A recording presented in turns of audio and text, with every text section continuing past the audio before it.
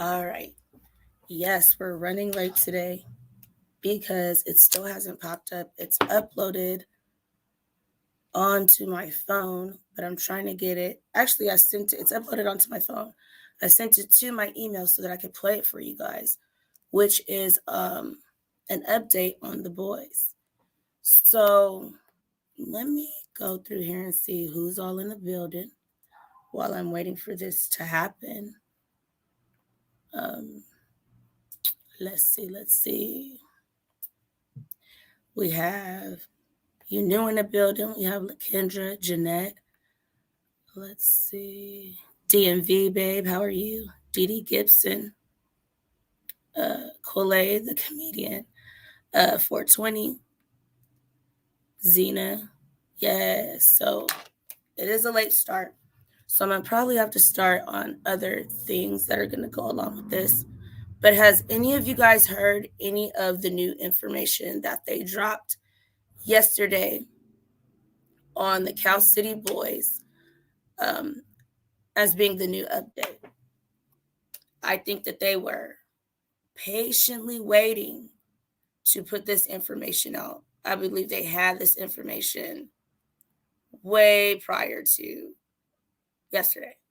I think they just wanted to make it be, special to put it out on that date. But I think we're getting there. Hey T, how are you? Let's see. Cooking and listening. All right, love. Yes, it was shocking. When I first seen the video, I was like, am I tripping? Because I laid back, and before that I had an anxiety attack. And so after I calmed myself down, I'm sitting here doing some research. I find it, I clicked on it, and I'm on live with some of my peoples in the back, and I play it, and then it went off of my computer. So I was like, whoa, what happened? Did you guys just see what I see? Did you guys just hear what I heard? And I started explaining it to them. They're like, no, we didn't see that. We didn't hear that. So I was like, I made all of that up in my head. So we're talking. They're like, oh, I know what you're talking about. Hey, Dukes, how are you? So I'm trying to wait for it to pop up on here. But before I even do that, because I'm not trying to waste no time here, they also did put out a timeline of everything. And I know we have bounced around, looking at different clips and stuff. But to me, this is kind of one of the most accurate timelines so far. And it's from KGET website. Gail, you saw it? Okay, so let's go and look at this timeline while I am waiting for this video to come through. If it doesn't come through right away, I will play the audio, or I will try to find it on here as well. Let me go to share. Let me pop that down real quick. Okay, well, first let me make sure it's in the correct spot, because I know sometimes it likes to do that to me. Oh, like I thought, it went backwards. So let's make sure we're looking at the proper one.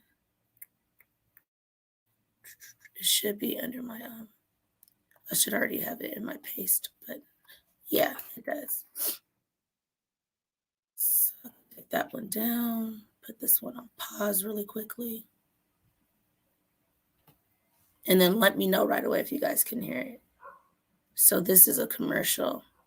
In the meantime, I'm gonna go share that screen with you guys. My voice kind of feels better, but nah, I know it's playing games with me. Share. Okay. Pause. Let's pause this and come back to you guys and let you guys in. I will be having an open panel after this, because if the video doesn't pop up on here, I still will be posting it as a upload so you guys can see the entire video. It's about 10 minutes on the update. So anybody that's heard of it, put a 1 in the chat just so I can see how many people have seen it. Okay, that's ready to play. So I'm going to play this, but as you guys are watching this, put a 1 in the chat if you were able to catch the update on the boys and the evidence that they have found so far that they've been keeping. They've been keeping it under wraps. Where is my new device? Hold on. I got new headphones because the other ones were getting tied up, so I don't know why it keeps connecting to my phone. Hold on. Bluetooth off. There we go.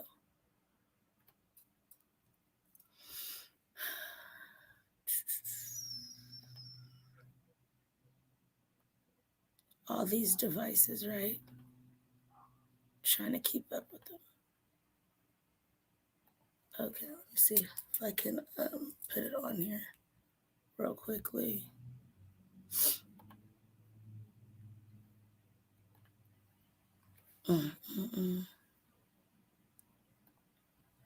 I'll mess with this in a second because I know you guys cannot hear it. I was told you guys hear echo, and I don't want you guys to hear echo. There we go. How did it go into airplane mode? Okay, there we go. Oh, that scares me now that I see that it was in echo. I mean, in airplane mode. Let me see if you guys were able to hear me that whole time. So the entire time I was talking from the beginning, were you guys able to hear me? Because I seen that it was in airplane mode. I'm not sure. Let me see what this says. Jacqueline mom took her foster children and moved to Oregon. She kidnapped those kids. What? Okay, I heard about them moving and stuff like that. I didn't know that she kidnapped the kids, Gail. Okay, you can hear me? Okay, great. So I'm going to play this that's on the screen real quick. And then while I'm doing that, I'm going to check my email to see if the video came through. So here we go.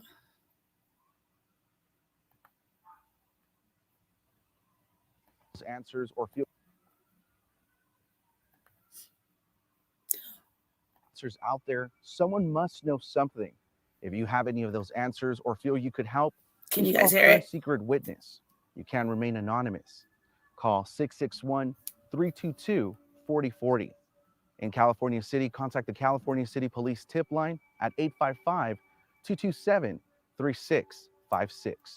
With your help, we can all answer the question, where are the boys? I'm Christian Galeno for 17 News.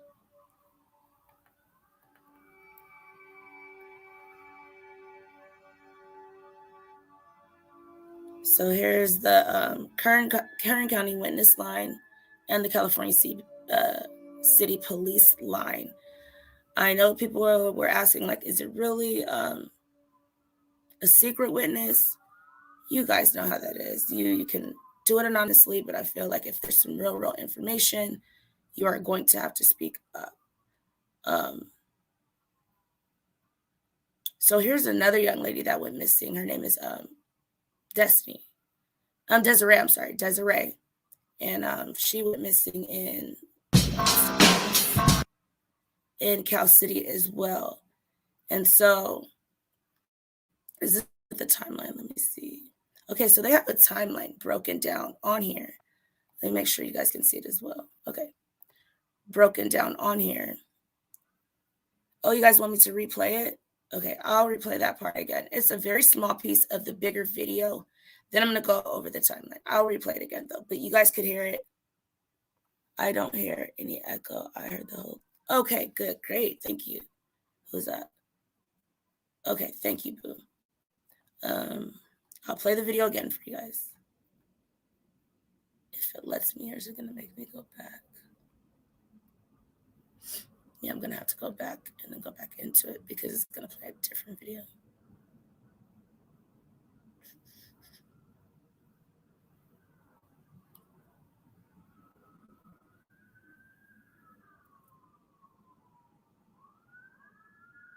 This is the same one. Yes, it is. Okay, let's pause it. Make it larger.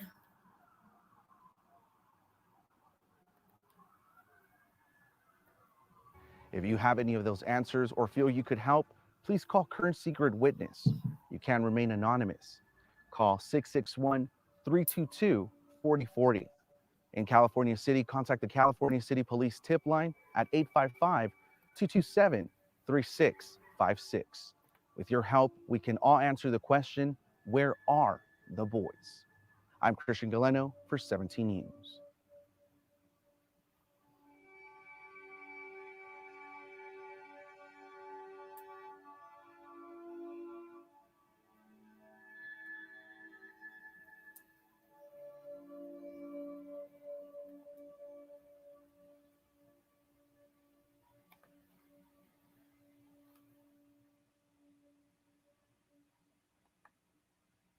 Okay, so that is the video. I played it one more time for you guys. Let me make sure it's going to stop playing. Let me mute it. Stop sharing.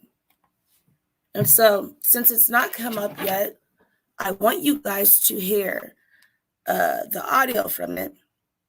I'll just play the video that I made's audio. And then if it does pop up sometime during the live, I will definitely put the video in here. Like I said, it'll still be uploaded later on after. But I want us to listen to this, and you guys tell me, what do you think this information means? Then I'm going to open up the panel, and we're going to go through the timeline from beginning to end while knowing this new information. So let me put it on here for y'all. Okay. So listen up.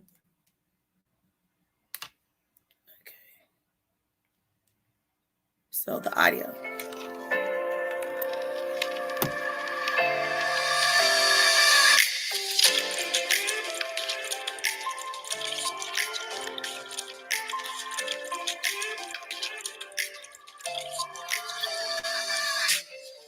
Things are looking bleak.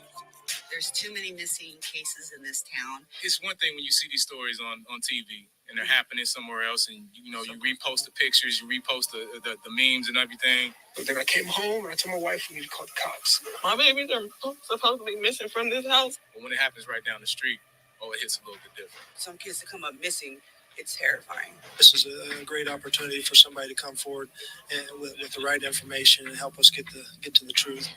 A year ago today, December 21st, brothers Orson and Orrin West were reported missing. 12 months of prayer vigils and searches. 1 year of asking questions that, as of today, have no answers. 17 News has followed this case since day one, and now we have new information.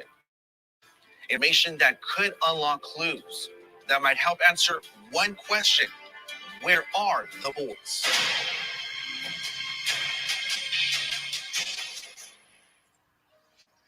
In December 2020, the COVID pandemic is on hold as the small desert community rallies around the Christmas holiday. Something is not right on Aspen Avenue. On that chilly Monday afternoon, Christmas joy turned dire in the neighborhood where Trezell and Jacqueline West lived with their children. The tragic story of Orrin and Orson West began to unfold. They were just 3 and 4 years old. But that story starts back here in Bakersfield, a couple of years earlier, where the boys were born to their biological mother, Ryan Dean. She gave the boys their birth names Sincere and Classic, with the last name of Pettus from their father, Charles Pettus. I was at work. I noticed my baby cry wasn't normal when I got home, and I took him straight to the hospital. The baby she's talking about is Orrin West, the older boy. And they say he had a femur bone. His femur bone was broken and twisted. She says this injury led to Child Protective Services taking both boys from her. I'm come from a good background. Like, I don't have a police record. Never been in jail. The last time Dean saw her boys was the end of 2018. Taken from her, the boys were placed in the system. 34-year-old Trezell West and 31-year-old Jacqueline West became the boys' parents, responsible for their well-being, providing them a home. Eventually, the parents became the adoptive parents in 2019, renaming them Orrin and Orson West. The West home became fuller. There were already 4 other kids in the family, 2 biological and 2 adopted. The following year, the family moved to California City. All seemed well until Christmas 2020. And they came to us, and they became our children. We named them. And they are our children, and so we want them back. Trezell wanted to build a fire in the fireplace, and he went out the back door with the boys. He opened the side gate and left the yard to gather firewood, walking past the boys as he carried the logs into the house. I said, well, I didn't see them, so I came back outside and I started searching my backyard. I searched the whole thing. I realized that I left the gate open, and I panicked, came inside the house, searched the house with my wife. A neighbor's security camera shows the family's white van. The camera stated 4:32, but police confirmed the clock was off. It was really 5:32 in the evening. I turned my light on, I searched, I called their names. Talked to a gentleman on the street on the other side over there, he didn't see me. He called the California City Police just before 6, and the boys remained missing overnight. The next day, after searching the town and the nearby desert, California City Police got a warrant for the West's house. It became the first of many examinations of that property on Aspen Avenue. Canines went inside to track the boys' scent. A local police chief says the dogs found the scent inside the home, but didn't detect the children leaving the house. Let your imagination run wild. What I do truly believe is that night there is no way that they could have got out of that the neighborhood without some sort of assistance. The investigation ramps up. Police dug up the backyard. A few months go by and nothing new. No updates from police. The search slows. On March 1st, the FBI and Bakersfield police took the lead on the investigation. 5 days later, more than 50 officers and FBI agents searched for evidence in a southeast Bakersfield dirt lot. It's located near the Casa Loma apartments where Trezell and Jacqueline West used to live. Police say the adoptive parents have been cooperative. Chief Walker confirmed the other 4 kids living in the home were taken into foster care and will remain there until a court case is settled. Trezell and Jacqueline West moved back to Bakersfield. The California City home is now boarded up and vacant. We reached out to them multiple times for this story by phone, email, and social media and never received a response. I don't know. I think trafficking. Many people believe they have the answer. I believe they were trafficked. It'd be sheer speculation, but I feel that, in my heart, in my investigative skill set, it's over 20 years in the largest police department in the United States. I felt that immediately the story that was being portrayed by the adoptive parents was not true. It didn't make sense. It didn't add up. There's a number of possibilities that could have happened. And I don't even want to speculate because, again, it's still an ongoing investigation. So I don't want to, give away any of my opinions because those are just that, opinions. I know how the investigation is going and the way it's pointing, but again, because it's ongoing, I can't really comment too much on that. We use facts that are only known to law enforcement to impeach statements. And so I'm not going to be the one that's going to provide information. This case is too important. This investigation is too important. And I'm not going to be the one to mess it up. My faith was that it wasn't going to go this long. So I had to realize that it's not my time. It's God's timing on everything. Biological father Charles Pettus shares his thoughts. But it's not nothing like you should just be like, oh, well, I don't know. If you did something, let people know. Because you hurting people's kids, you taking family away from family, you know what I mean? These were babies, you feel me? The family has retained a Beverly Hills law firm. 17 News obtained a copy of a September 2021 complaint filed by Pettus and his mother Brenda Pettus, where they alleged that the placement of Classic and Sincere under the care of the West was negligent, therefore leading to a presumed wrongful death of both brothers. Wrongful death? That's a disheartening development in the case. Antonio Castillo is an attorney for the family. And of course, they were missing for nearly a year until, obviously, unfortunately, remains were discovered not too far from the home where they were. He says Pettus, the biological father, has been asked to provide a DNA sample to compare with remains. But Castillo says he has no further information other than the vague report remains of some kind have been. Okay, so I believe I can pull it up now. So give me a quick second.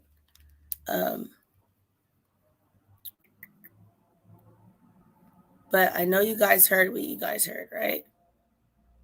I'm like, I don't want to keep you guys watching, a blank screen. So I'm going to try to pull it up now. I seen someone say, where is it at? Where is it at?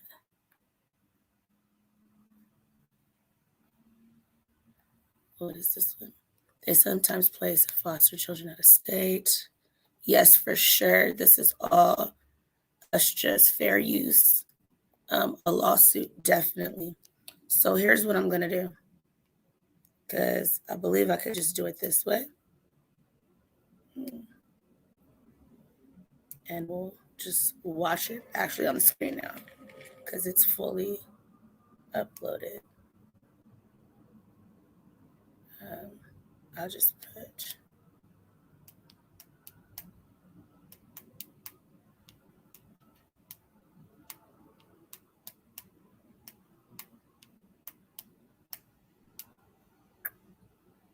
Just going to put some quickly on there so that we can get to watching it quicker.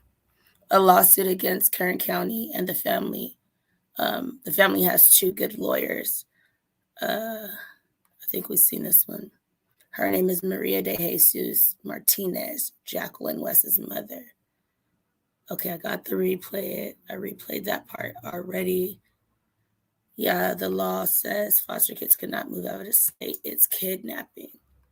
Okay, so she has no adopted ones. I thought they said she had some adopted. I'm going to just start blocking people that are putting unnecessary stuff in my chat. So that's how we're going to do that. You have to watch the whole lawyer's video. Do you have the whole lawyer's video? Do you have a link of that? You can either send it to my email, naomichanadi@gmail.com, or you can send it to my IG and put it in there. Jeanette, welcome everyone. Yes, welcome. If this is your first time here, make sure you subscribe, hit that like button. But a foster parent cannot move outside of the state with foster children.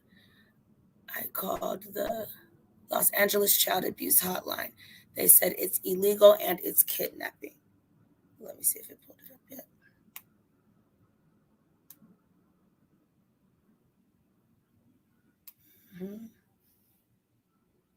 Okay.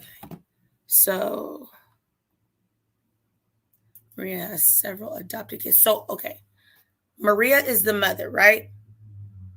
Did she took her adoptive kids, or she took the foster kids? Because everybody at first was like, oh, Jacqueline and Giselle moved. Then it switched to no, Jacqueline's mom moved from the apartments with the children.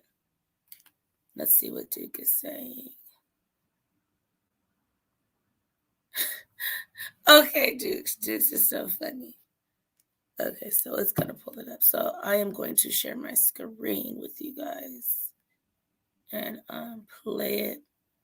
I just try not to get any additional strikes on things if I don't really need to get a strike. And that's why I'm like, I'll put the video together, I'll pop it up, it'll be my own video. So that way there's no trying to get me strikes. I'm really trying to keep this channel at like community guideline things is okay, but like strikes and sometimes news, if you don't fully break it up properly, they will strike you or tell you to take it down. Okay, so let me go to my actual page, your channel. Okay, so it should be able to pop up now.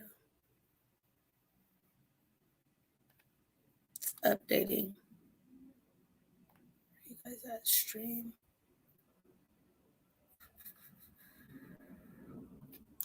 It says it's uploaded. Hold on.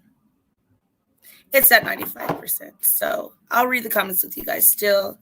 It should be in no time up there. Did I already read this one? The foster kid, she is Jacqueline's mom. Yeah. Okay.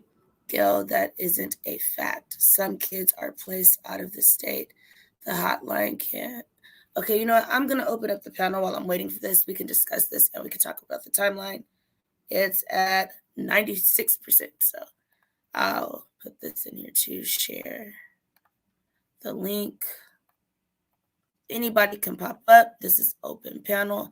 But just know that in like a couple seconds, we're going to play the video and then we'll discuss it.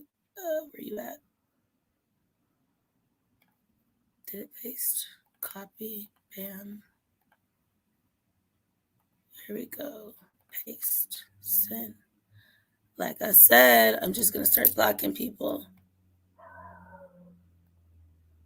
So,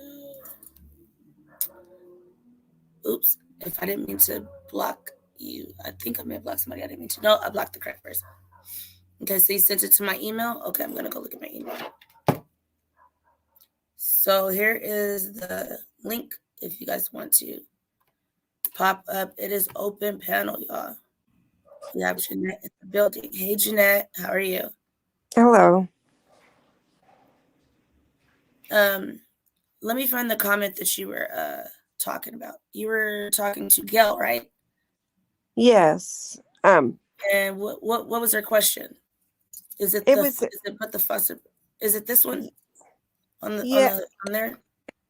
She was saying that she called a hotline and they said that it was illegal for kids to be moved out of state. However, the kids are placed out of state all the time. At least when I worked in the system, they were. And so it wouldn't be illegal. The court order says, like, and even kinship happens where if somebody's removed and a relative's in another state, that child can be a ward of the court here, but placed in that state with the relative. So there's a lot of circumstances where that can happen. So if you get foster kids in one state, right? Mm-hmm. And you're like, okay, I'm going to move to Oregon. You can just get up and move to Oregon, or would there have to be paperwork done? Or there would have to be, of course, there would have to be paperwork, clearances, and court orders for that to happen. But I don't see like any facts that the mother moved out of state. Where's that fact? It's not Jacqueline, right? It's not Jacqueline we're talking about. We're talking about Jacqueline's. She's talking about her mom, but where's that fact? Right. Like, where's the law that you're stating that kids can't be placed out of state? Because they are. Gail, if you want to hit the link, you can hit the link. Or you can like tell us where the law is. What law says that? Because like even if you call somebody in LA County, their legislation rules are different than the rules in my county, or you know what I mean? In other states, there's different laws in different areas. Okay, yeah. Unless you're talking about. Go ahead. Call and ask any attorney in California. Not every attorney deals with CPS law.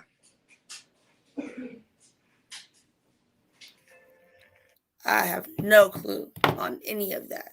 I'm going to see if I could pull up the thing, but she says that. And then Jackie H says, Gail, she could have had permission. We don't know. Yeah, I'm thinking there would have to be a way for you to get permission to take the kids out of California, right?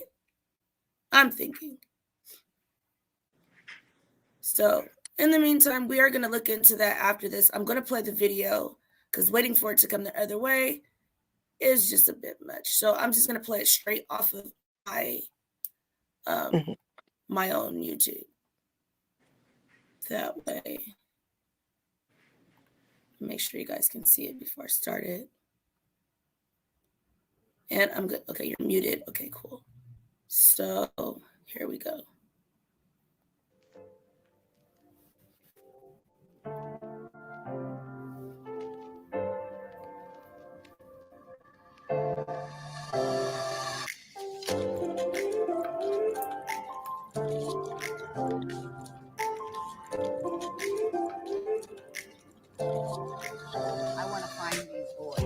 things are looking bleak. There's too many missing cases in this town. It's one thing when you see these stories on TV and they're happening somewhere else, and you repost the pictures, you repost the memes and everything. But then I came home and I told my wife we need to call the cops. My babies are supposed to be missing from this house. But when it happens right down the street, it hits a little bit different. Some kids that come up missing, it's terrifying. This is a great opportunity for somebody to come forward and with the right information and help us get to the truth. A year ago today, December 21st, brothers Orson and Orrin West were reported missing. 12 months of prayer vigils and searches. 1 year of asking questions that, as of today, have no answers. 17 News has followed this case since day one, and now we have new information. Information that could unlock clues that might help answer one question: where are the boys?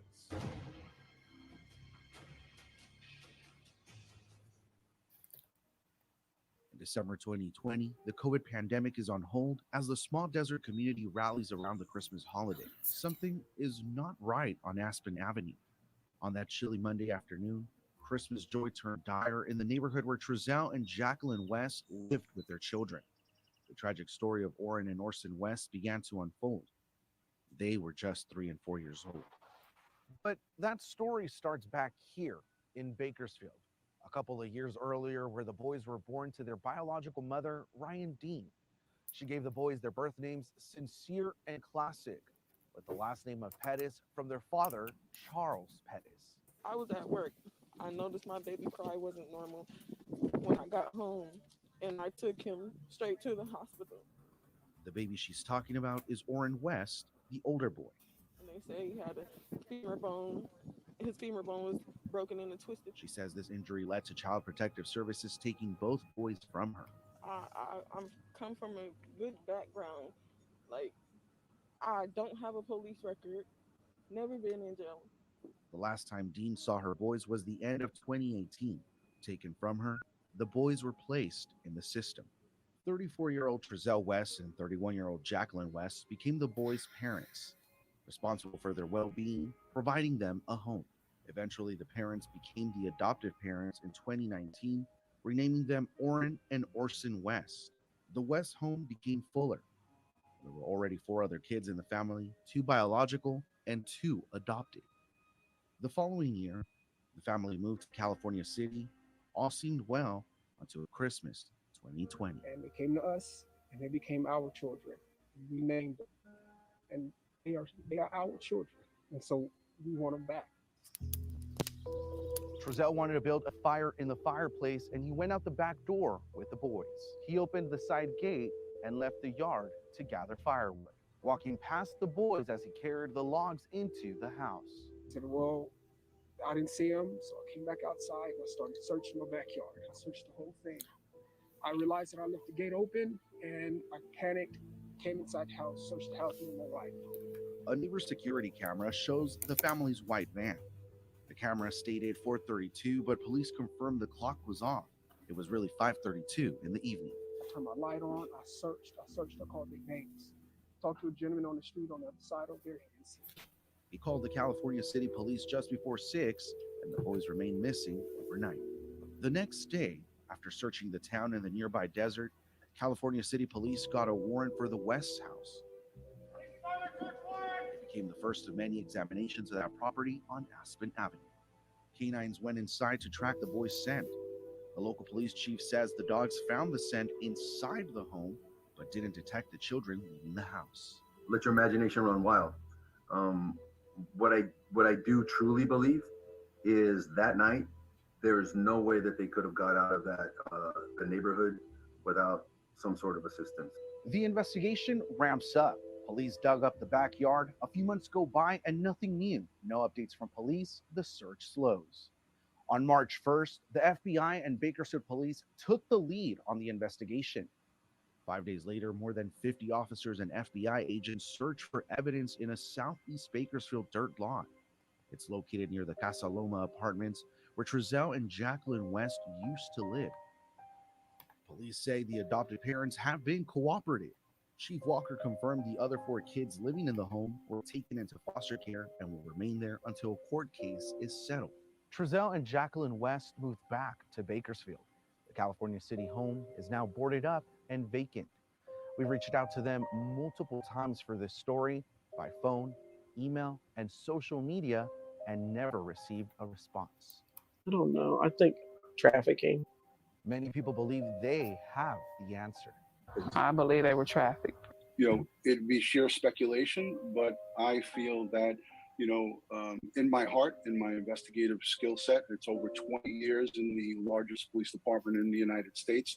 I felt that immediately the story that was being portrayed by the adoptive parents was not true. It didn't make sense. It didn't add up. There's a number of possibilities that could happen. I mean, and I don't even want to speculate because, again, it's still an ongoing investigation.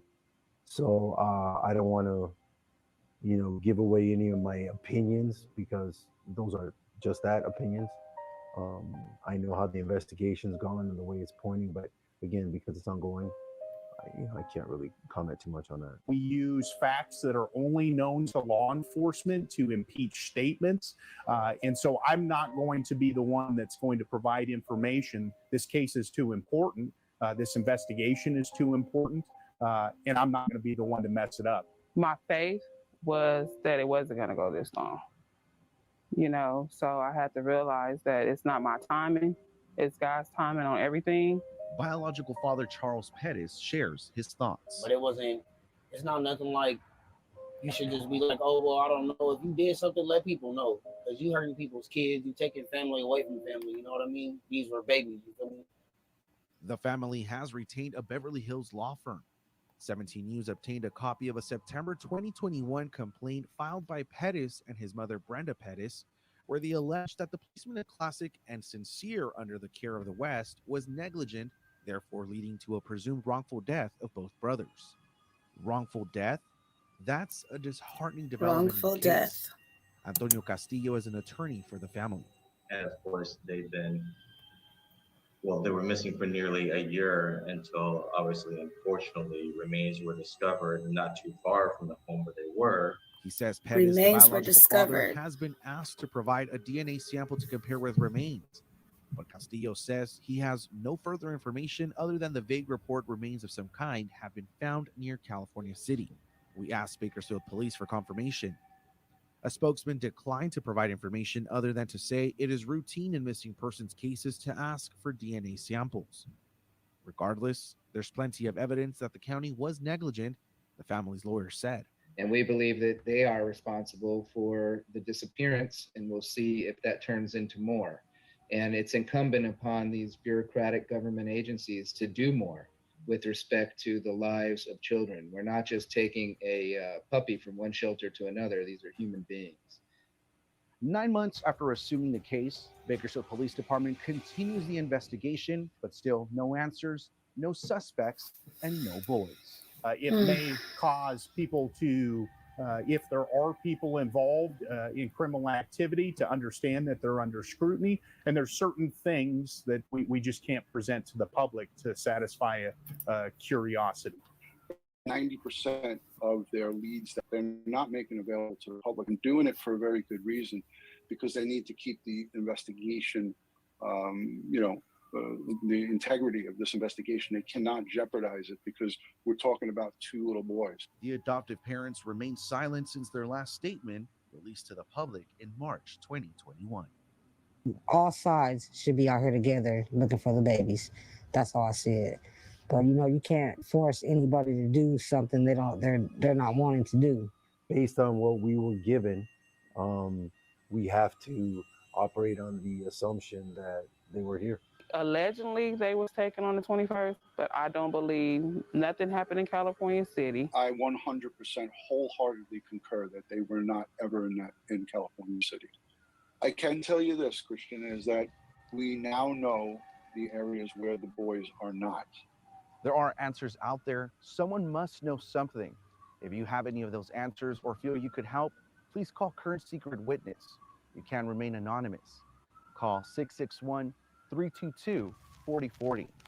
In California City, contact the California City Police tip line at 855-227-3656. With your help, we can all answer the question, where are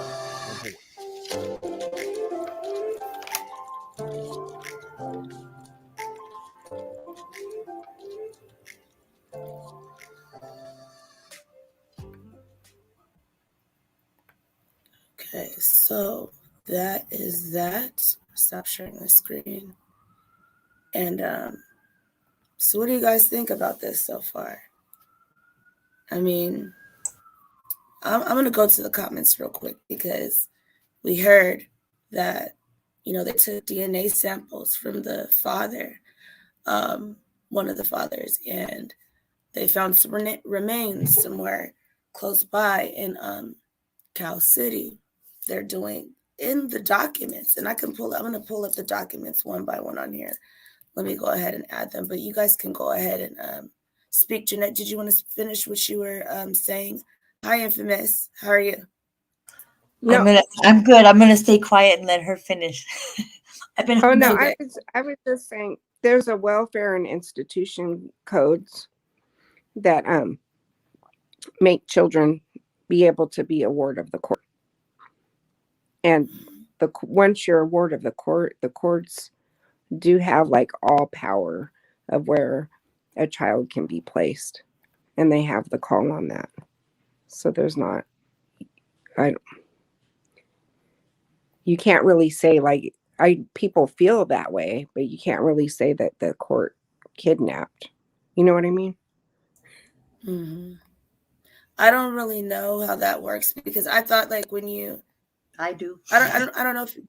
Okay, yeah, go ahead, Infamous. No, I was a foster kid till I was 18, but also my 7-year-old, unfortunately, but just due to somebody just being, vengeful, not because I was neglectful, because I have 4 kids. He was the only one that actually had time and system, but I did my own footwork. But DCS is its own entity, even though it's in the juvenile courts, like when you go to court and stuff like that for your kids and stuff like that, it's its own entity. It's not even related with the juvenile courts. So they have, they have people that put money up, they get a lot of funding and stuff, but they also have like private donors and things like that. And it's very frustrating. And there's a lot of, there's a lot of stuff that that ties into it, but they don't let you know. Basically, they don't tell you your rights. They say, "Oh, we give you that little pamphlet," when they come and visit you the first time or whatever. But that doesn't give you your rights, because when I went through this with my 7-year-old, because they were just like looking at me like I was a ghost. Like I did all my classes, and I basically, it's a long story, but I even lost my apartment because the housing thing when I was in there, because I actually asked to go into the in-home thing because I don't have family. So I was like, there's no way I'm going to be able to get up by myself, depressed, not having my son, and be able to do it day in and day out and just do the outpatient kind of thing. So I was like, if I just go in and do the live-in thing, then I'll take my classes every day and I'll just knock them out, and I'll be able to get it done for DCS as well as just, doing self-care. So, I lost my apartment. Like when I was in there, I lost my apartment because the funding got cut from the place, and they didn't offer DCS. They're supposed to help you with, they're supposed to help you with expedite with housing and stuff like that, especially if they're trying to reunite you with, your child, but they don't do that. And they don't tell you your rights. Like there's a lot of things that you don't have to do if you don't know your rights, that they won't tell you, that they just make you think that's what you have to do. You know what I mean? Like dropping. You don't have to drop unless there was an actual allegation of drug use, or they caught you, or there's an actual criminal charge, like say they caught you with paraphernalia or whatever the case may be, and there's actually something that's in the works, or you've been convicted of some type of charge in relation to like substance abuse or whatever. That's when it's mandatory for you to have to drop, but they don't tell you that. They how when they initially come visit, they say, will you go drop for me? Will you do the hair strand? So on and so forth. You do it because you're scared. But if somebody's just calling and saying, hey, I think the kid hasn't been to school, or something, just something small, like not substance abuse or not any allegations in that regard, you don't have to drop, but they're not going to tell you that. So basically there's a way they violate. You know what I mean? But they don't really violate because they're their own entity. But they don't tell you your rights unless you do your own footwork. You would never know. And it's amazing because I was getting frustrated because they were not helping me. They were just basically working with the dad and all this stuff. And I'm like, why are they just like disregarding me? I mean, I did everything, and it's just like they weren't even like trying with me. So I started doing my own Right. footwork. Just started Googling things and Google, you know, and just putting stuff in and plugging stuff in. And I started uncovering a lot of like just information. And it Right. just, you know, but anyway, but DCS is very, there's a lot of things you don't know about it. You know, there's a lot of things on the inside that unless you do footwork and start uncovering things, you wouldn't be aware of it. You would know nothing. Mhm. Yikes. See, I don't know. Jeanette, Yeah. did you have something to say to that? No, like Or she's just right. comments?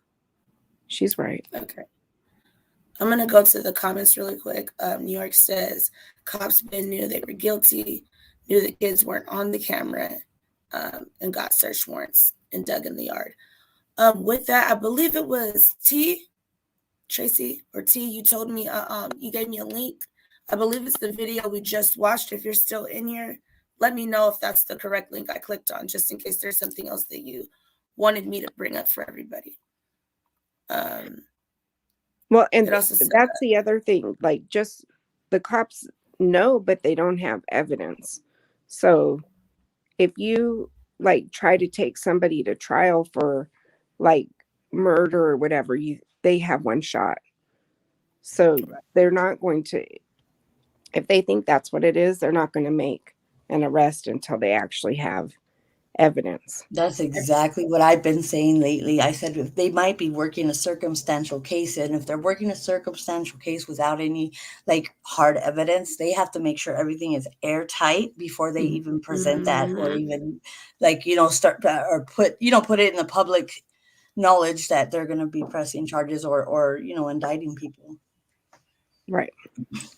I think from like jump, they never made it there. Something happened in those Casa Loma apartments, because that's the last time you hear anything about them. Even the upstairs neighbor said they never even really seen the kids, and at max it was probably like 3. But they had 2, another 2. That's 6. And so him parking in the back, I'm sure you guys can probably remember all of this. Him parking in the back, you know, kind of by the dumpster area in the back, and then not parking in their parking place. And then the 2 foster kids they had before, a foster adopted, to me that they were too much for them, because they would sneak out, and the lady that was living in those apartments were like, yeah, you know, they would try to come over here as much as they could.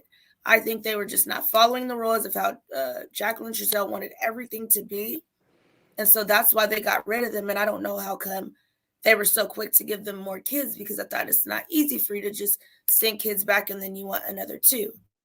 And like I said, it's always siblings with these cases and the other cases that I've looked at, to where siblings are being missing at the same time. There has to be some connection with that. It's too many. And I believe it was 2 boys that she had before she got them. Then they how he was like, yeah, they're so rambunctious and they were this and they were that. That's the first thing they say. Everybody's trying to clue in on that. But if I had to describe my son, yes, he's rambunctious. He jumps all off the walls and all that type of stuff. They're boys. But when they say it, seems a little bit more, you know, like they're a little bit upset about it. And Right. the cold face that they have on what happened or what could have happened to these kids, that to me, in my opinion, seems like whatever happened so long ago that they don't still have that, you know, care or bond for the kids or anything like that, if they even had a bond. So to me, they've had plenty of time to clean this up. Whatever it is, trafficking or another situation that I was kind of told about, there's been time in between. So if I'm surprised they found a scent of the boys in the house, but then again, I'm not, because they could have took some of the clothes over there. They could have took the toothbrushes. They said that house did not look like kids lived inside of it. So to me, that was just like them moving some of the stuff over there so that they can do other things. I don't think they fully wanted to be in this house at all, because they're like, oh, we just need somewhere to be off the grid. What does that mean?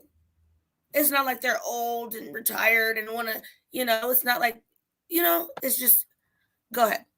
Well, I mean, I think though too, there might be like small things they could charge them with just to get them in there, to put pressure on them. Neglect. If I they think they don't, could get them for lying to the cops. that's You what I don't was gonna see from say. that video If they any of don't, that. if they don't think that they ever made it to California City, what about charging them with making a false report? Boom. Because like he said, there is no way, and I could find that part with John Walker. He says there is no way that those kids could have gotten, he didn't say out of the gate, he said out of that community without them seeing. You know what I'm saying? And they didn't pick Someone up would have any seen scent. something. They didn't pick up any scent from the boys on the outside. They just picked up scent on the inside. No. So which means it was probably just some of the stuff that they've already had of the boys, the carried clothing, in. bedding, Right. things like that. Exactly. Let's see. I was gonna say Giselle and Jacqueline, no matter where or what happened to the kids, had every bit to do with it. Yeah, you were the last people with the children. Why, like the mother said, why wasn't her kids allowed to go over there? Some people are like, oh, well, probably they were the youngest ones. Well, then they just shouldn't. Why couldn't they go 2 and 2 at a time? Just only those two couldn't go. And I just wrapped presents for my son. You know what I told him? I said, hey, go in your room, play your game, or you can go on your little YT Kids or something like that. I locked myself in another room, wrapped all his presents. He's like, what are you doing in there? Oh, I'm in here talking to Santa, seeing, what he's going to get for you if you're good or not. You could have made up anything. Not, oh, I'm going to go have the kids sit outside on the patio while I'm not really going to be there watching them. They're playing with chalk, which chalk wasn't there right after someone went playing games, put some chalk and drew some flowers on there that we know a child that age could not do. And then you're going to get firewood and you walk past them, and you come, they're not there. And there's no firewood, but there's nothing but tumbleweeds out there in that desert. Yes. And you know what else too is that the fireplace is it's a gas start fireplace. And I found that out from the actual lady that used to own that house, because she renovated that house, or she upgraded it before she went to go decide that she wanted to sell it. But she was on another panel and she was so upset because she felt so guilty, and she was like crying, and she's like, I feel so guilty because if I would have known that this was going to happen, there is no way in hell I would have even considered, letting them purchase my house. But she said that, she goes, the fireplace is a gas start. So basically it doesn't shoot it, but to start it, you kind of, I guess you hold the little button down or whatever, and it'll light. Well, I have at my other house, we have a gas starting. And so either you can get the logs, they're like artificial logs. I think like at Circle K or whatever, that don't really burn, start. But you can. It's not quick start. Hold on. They're fake logs. They don't burn at all, so you don't get all the soot and anything. You could either put that, or you can get the quick start ones. And when you do turn it on, it's like a key that you turn it on with, and it's gas rather than you just keep lighting it and it starts that way. So you can still need wood. And then there not being no firewood, it would have been like a different kind of fire. You know what I mean? It would be like, when you're trying to build one when you're camping, like when you're first starting to do the little Tyndall and stuff like that, it wouldn't be, it would light up and it would burn so quick. Like it just doesn't make sense. Because if they were using the little trees and sticks you see out there, first of all, you have to get one of those. You don't just put the wood in there and start burning it, because the gas pipe underneath it that has the flames on it, you have to have this like metal black holder, like the things you would have like on your stove, but for a fireplace. Yeah, something like that. And it can't hold like little sticks because the things are really kind of big. You would need logs. I don't know what he was going to get. I don't know. I was throwing firewood. I'm like, we're not in the forest. You're in the freaking middle of the right. So my thing with that, like houses have cameras. Every time cars go by my house, the camera goes off. There was a house that had a camera that showed that there's no vehicle being seen. And then if you have we're not talking about one child. We're talking about 2 kids that he says are rambunctious. So when you let your kids out to play, like you have toddlers, you let them out to play. If you see any like preschool let the toddlers out to play, they all run in different directions. Right. So how would somebody sorry. just easily like scoop up 2 toddlers without anybody seeing it and get away? With the dog in the backyard too. Yeah, with the dog in the backyard. But why? Okay, but We don't why know did about the the dog, though. neighbor said, yeah, there was no dogs there at all. Like you didn't hear any barking, none of that. On that video, Even you when could you look see at the that- dog going back and forth. You could see him going through the little planks. They had a dog there. They had a I one thought of it the was dogs. Trezelle walking back and forth. Mm-mm. You could tell. I don't remember seeing a We've dog. watched that video so many times, me and AB and all that. But they had a dog there. They had Which a video? Which video? Which the video? one the initial video, the one that AV recorded when he initially Mm. recorded it at the neighbor's house. I So can't did- remember his name. So AV was over there. Were there any poop in the yard or anything like that? No, you know what? Actually, I don't even recall seeing anything. It was just a bunch of like, stuff like, dried up stuff like right there in the porch. Just what you would see in a desert, like if Did you you're see cleaning up the yard. any dog bowls? No, there wasn't. There was just that little slab of concrete, and then that piece of chalk that you're talking about. There was no chalk there initially. Then there was a piece of chalk, and then it was a different color chalk, like a couple days later. So it's like somebody was actually like there was moments that AV was being misled and misdirected and telling them that he needed to hurry up and get to a certain spot because that he only had so much time left. Like they were doing these frivolous calls, you know what I mean? So he's over here rushing over here to this park, and then I wonder if AV would come up here. Like I just have a few I can questions. call him. If he would do it. You want me to call him? And see if he would. If he doesn't want to, it's fine. Okay, Because I'll call I'm him. just curious on like a couple of things because I was. I'm sure he would. I'm sure he would. Let me call him real quick. Let me go to some more comments. DV Bear says, right. Wait, who was Tracy? Did I put on the right video? I know it's my spin to it, but is that the right thing? Because when I looked at the link, it's pretty much the same exact video. So let me know. Right. I trust the attorney. No attorney is going to take a case without full access to the case files. Attorney said, yeah. So of course he knows something that we don't know. He's not going to put it out there. But let me see if I can pull this up for you guys really quickly. Okay, let's look at this document right here. This is one from the thing. I know it's not that clear, but this is what they're saying that they filed the, what is it called? The attorney and them are filing because if they hadn't to put these children in their care, then they could probably still be alive. But what gets me is the words kidnapped or even worse, dead. Mm-hmm. So there has to be something in there that the attorney knows to where they're able to file something like this because they're asking the dad for his sample of his DNA to check against some remains that were there. And it says the minor children still have not been found and at this time are missing, presumed kidnapped, or even worse, dead. So this is a father. A lot to me. This is the father of one of them that filed this?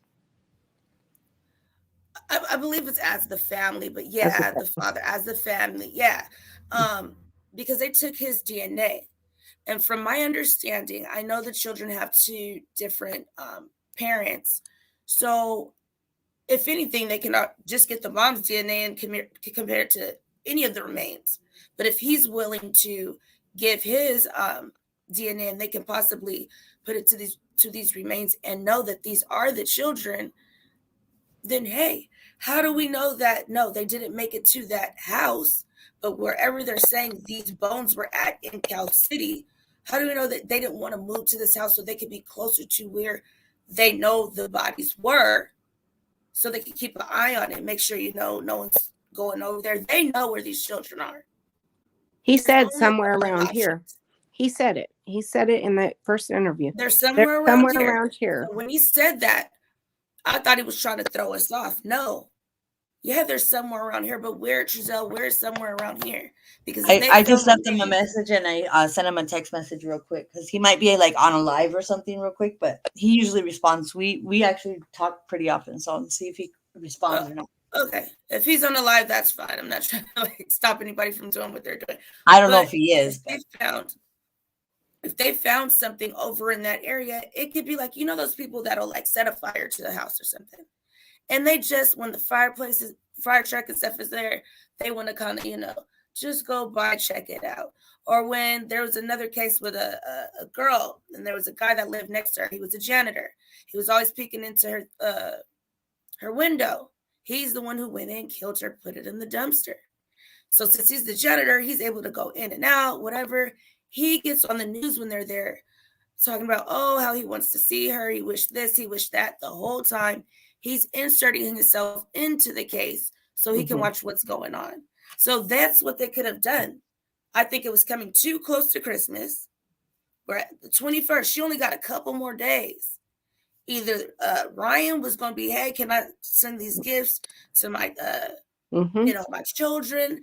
They were going to have a function, even if they were lying to Trezell and them parents, saying, oh, no, we're going to keep them. Because remember, they didn't go to a birthday party that was for their age range. Right. Where are they? Oh, they're sick. Then they're over at the grandparents' house. Why they didn't go? Oh, you know, they're a bit too much. We know Christmas is coming now. Whether the kids are sick or not, all the kids are going to be there opening their presents. Well, you know, with grandpa and grandpa, where are the boys? They had to come up with something real quick. But look, though, you lose sight of your kids. Do you get in your car and start speeding down the street? Or do you walk and knock on the neighbors' doors? Right. Whose door did he ever knock on during the whole time? I still want to know what guy he talked to around the corner. He never came and said anything at all. So what guy did you see around the corner and you asked him if he's seen any little boys around here? I don't understand that. Have you heard of that? Anyone in the chat, have you guys heard of the mysterious man when he did that little quick 6 minute, 2 minute, 30-second drive, and he seen a guy and asked him on the street over, has anybody heard anything of that guy? No, he didn't. He was only gone, like, I think, 6 minutes, right? Like 6 minutes, I think. Yeah, it was like 6 minutes. And then he stood by the tree, and then Jacqueline never ever came out of the house. But I have some footage too. But no, she did come out of the house. When the cops showed up, but she wasn't out there looking, because in the interview she goes, "We were out there looking." Remember, she goes, "We were out there looking." No, you weren't. Yes. You were still in the house the whole time until the cops showed up. Yeah, and she said that. Why would she be looking inside? If he's seen the kids when he went inside, you're coming back out this way. He says, I went in. He goes, I was going inside. They were there. I went inside. It came out and they were gone. He says, I went back out and they were gone.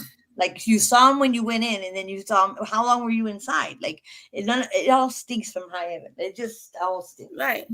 Because I know, even if I did have my son like out, whatever, in the back or whatever, and you know, there's gates or something, and I think that my kid went out the gate, you know, the first thing I'm going to do, I might yell like, you know, hey, I don't know where the kids are. And I will go darting out of the gate, looking around, yelling their name. You don't even see him you don't see anything frantic going on.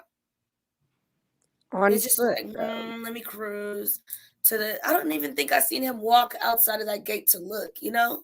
It was none of that. So to me, I don't think they were ever there at all. I said that from day one.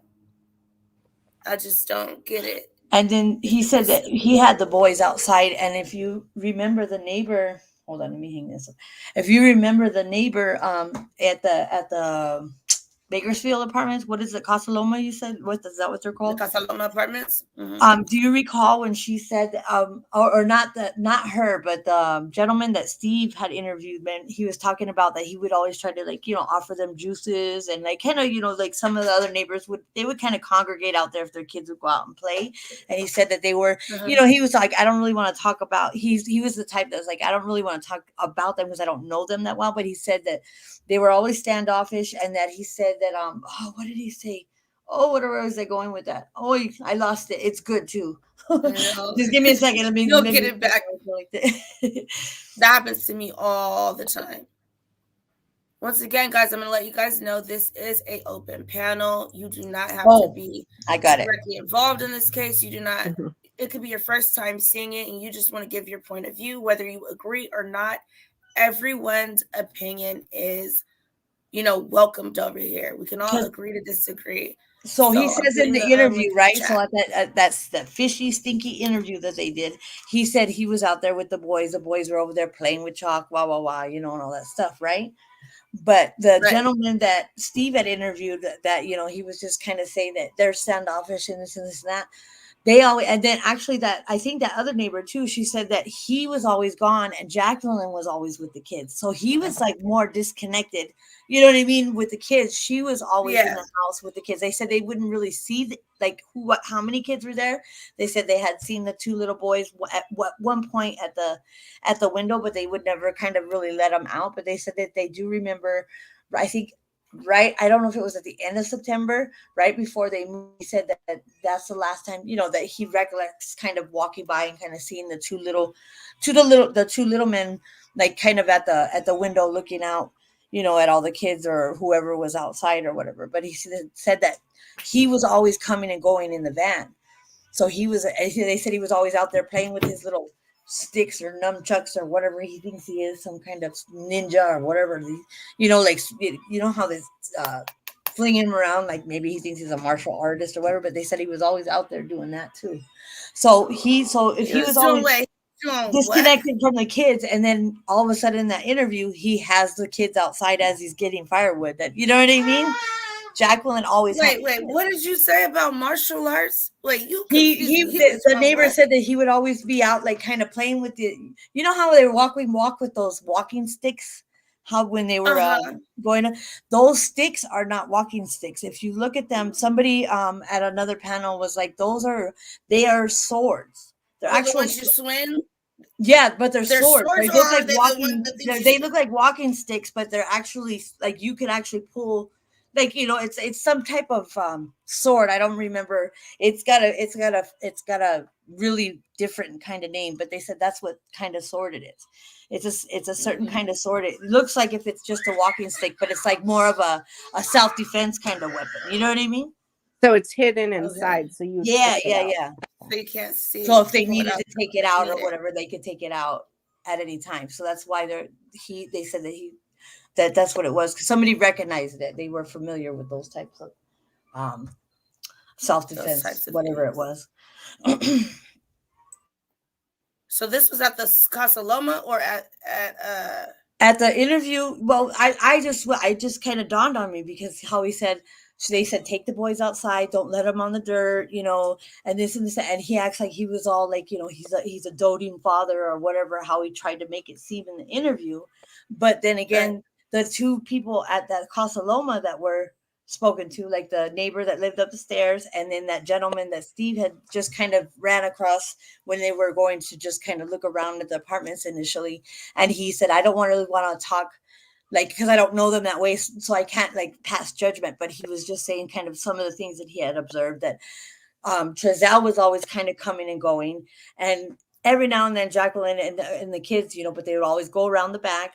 But it was always, so that means, so what I'm trying to get at is that, so at the interview he says he was all with the kids outside, but the other two, their accounts were like Jacqueline was always in the house with the kids, and he was always the one kind of going solo back and forth. Every once in a while, you would see Jacqueline and the kids. So that just kind of dawned on me too. Like, well, hey, do you know how many bedrooms that apartment was?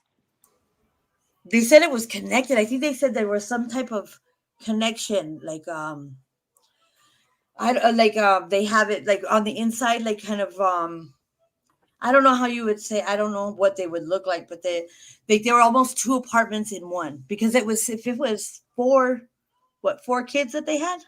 Well, because I thought that It's supposed- I've heard that they would have had up to 6 at a time. Their 2 children, Right. and I think 4 they did have foster 6 kids. initially. So there's It was rules. 6. I could replay the video because it's the 2 biological, 2 adopted, and then the 2 Mhm. fosters. So there's rules where they can only have like so many in a certain amount of To room have so space. many beds, and So- then but they were all boys. So I know, according to DCS, like or like any kind of housing, you can't have like a girl and a boy. That's why they were all boys. I think, weren't they all Right. boys? I So don't they would have to know. have at least bunk beds, or like bunk beds, 3 Right, sets of but bunk beds. You can have bunk beds, but you still can't. You So still it would be can't 3 like, different sleeping areas too. Yeah. right. You have to have at least that. If they'd have to have at least 3 different sleeping areas. Mm-hmm. If Yeah, you they can't had put them all in the 6 same way. kids, and most apartments don't come. It's rare to find like a 4-bedroom apartment. Not saying they're not out there. I think there was But- something they were saying that some of them were kind of converted to where it wasn't just like a little 2-bedroom. Like I think that some of those apartments, like they were almost attached to they made it to where they renovated to where it was a couple extra bedrooms. I don't know if they came like that, or some new apartment property managers made them like that. I'm not sure. I'm not positive. Don't quote me on that. I thought it was like no more than a 3-bedroom. Like I thought they were pretty cramped. I'm gonna call Casa Lomas and act like I'm scouting for an apartment tomorrow. I know, right? What time is it?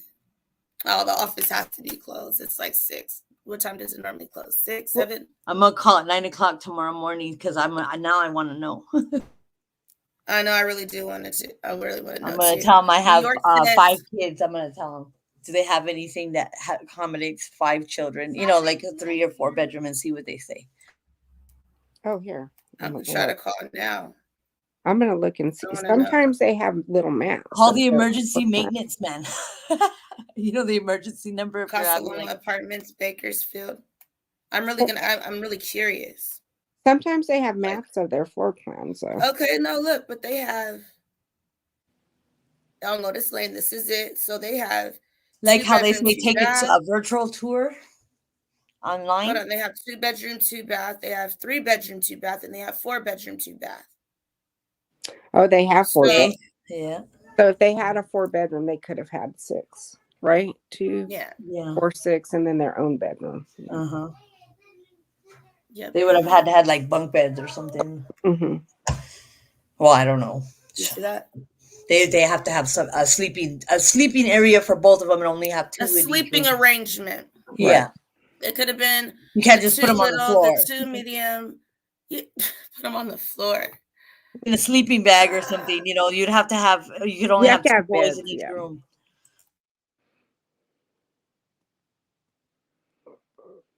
I'm trying to get a hold of Rayshawn.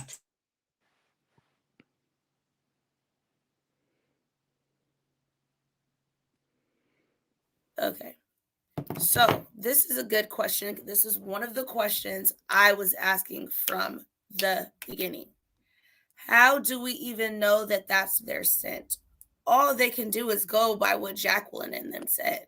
So they could have had anything, put up any piece of clothing in that room, in that house, any toothbrush, anything, and said, this is their scent. Right. We don't know who scent the dog was looking for. Either way, they didn't have a scent for those children. So now we know the smallest apartment there would be the 2-bedroom, 2-bath, 3-bedroom, 2-bath, 4-bedroom, 2-bath. So they have 40 units of the 2-bedroom, 2-bath, 49 units of the 3-bedroom, 2-bath, and 24 units of the 4-bedroom, 2-bath. I need to go in my notes and see if I can find which apartment number there was, because then I'll be able to find it on the map. Which apartments exactly it was, because now I can't ask them, what apartments is it, because I don't know the number. But if I got to go back and look into some stuff and see if I could find. I do remember the address being Lotus Lane, so I know that's correct. Let's see. Everyone's scared to hop up. I'm gonna put it back in the panel. Hop up. Let's see. Because I know everyone has a lot to say about this case, and especially with the video we just seen. I think I'm gonna play it again for all the new people, because we have quite a few new people in here.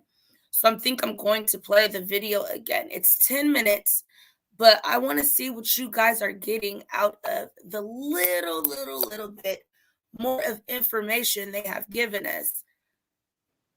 Listen to the attorney. Listen to what they're saying, because obviously there's something that is there, but they have to keep their case, together without putting a lot out.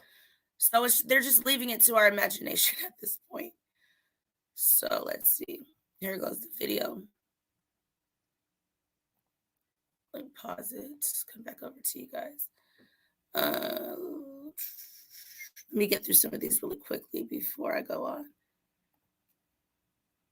She only has 2 presents. Yeah, she only had 2 presents for them. No, and then because I was like, dang, how did these presents get into the field? I'm thinking with Orrin and Orson's name.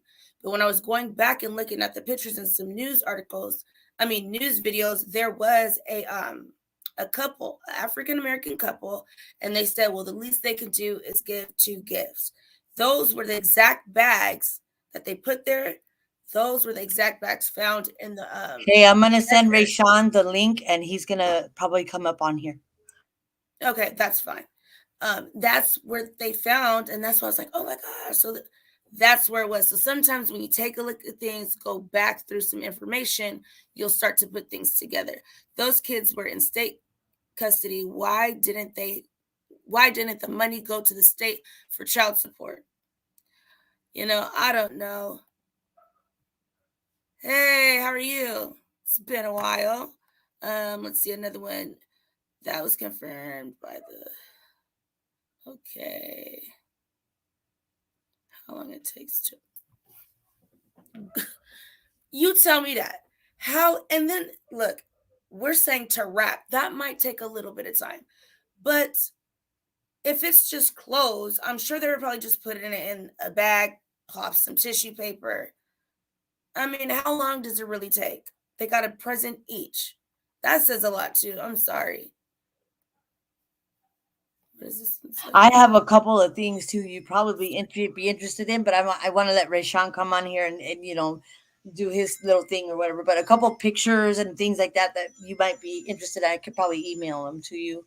You could just email them to Naomi China D. All my information is down there. Honestly, guys, any platform you try to find me on, Naomi China D is for everything. The boys had coats. And then the clothes they were saying the kids went missing was. So you telling me they had on the same thing. And at first they didn't really know what they were going to put. They just were thinking, what was the last thing we had on them kids? And then they just put that in there, because remember, for a while in the very beginning, they really didn't have a description of, and then they didn't have a jacket on there. Like, do they have jacket? What, this or that? It just was so confusing. They didn't get their story straight from the beginning, so that's why they were kind of all over the place. I think it was to the point where they had to say, look, let's just not say anything at all. Let's just keep our mouth shut. Let's say nothing, because they were digging themselves a hole. And so the one thing that still bothers me about Jacqueline, when the family was like, well, you're supposed to be watching them. You're supposed to be, she goes, and that's why I didn't want to tell you guys. And the way she, just the anger. And it's like, yo, you lost 2 family members of theirs, and you got the nerves to do all of that. That was just like, whoa. You could tell she doesn't have any patience. Go ahead, Jeanette. I You forgot. Sorry. Yep, 1 for each. Let's see. Gail, I would have to smoke. fix. You guys are crazy. Oh, This whole what I was case is saying crazy, to be honest. so There is no telling who was like involved. on the Go ahead. timeline, they were adopted in September, right? Officially, September. So My neighbor's dogs are howling. They hear a so siren. if they were adopted in September, they would have had to somebody would have had to see them, right, in the court. Right, I would think so. But then I always was hearing that So I mean, Giselle's mother worked somewhere in there, and then I know the place we were talking about where we were talking to that lady that was dealing with Jacqueline when Jacqueline was working at the job she was working at and getting that lady's information. So I want to know what she was using that information for. I still haven't it seems like I don't know what. And you know that Jacqueline's mom moved to Oregon, right? Well, that's what they're saying, and that's why in the beginning I of the think I don't live know they who were saying confirmed that it, but somebody that's a reliable source in regards to the boys' case, they said that it's confirmed that they took off to Oregon. and so do you think that they're there too, or are they here? There's so much. I think there was so much because the California City Police is such a small, you know what I mean? Little, I think it's like 12 cops there, and I think the way that they weren't ready for it, and I think there was just a lot of things that were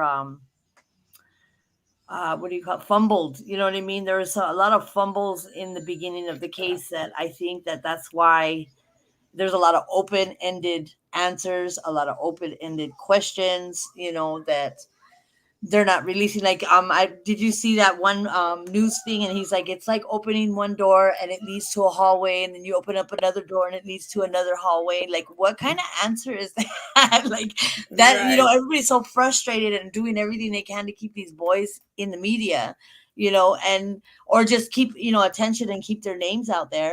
And then that's the answer you give. I would have just rather you not say anything.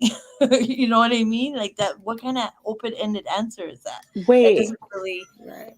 It just made me feel like either they don't know what they're doing, or, they're doing a circumstantial case. But I just thought that was just an odd response. So I'm reading this, and this is where I get confused about all the information. Hey, DMV, hold on real quick. Your Central Valley. Hold on a second, Jeanette. DMV and Gail, could you guys possibly pop up here? You do not have to be on cam on here.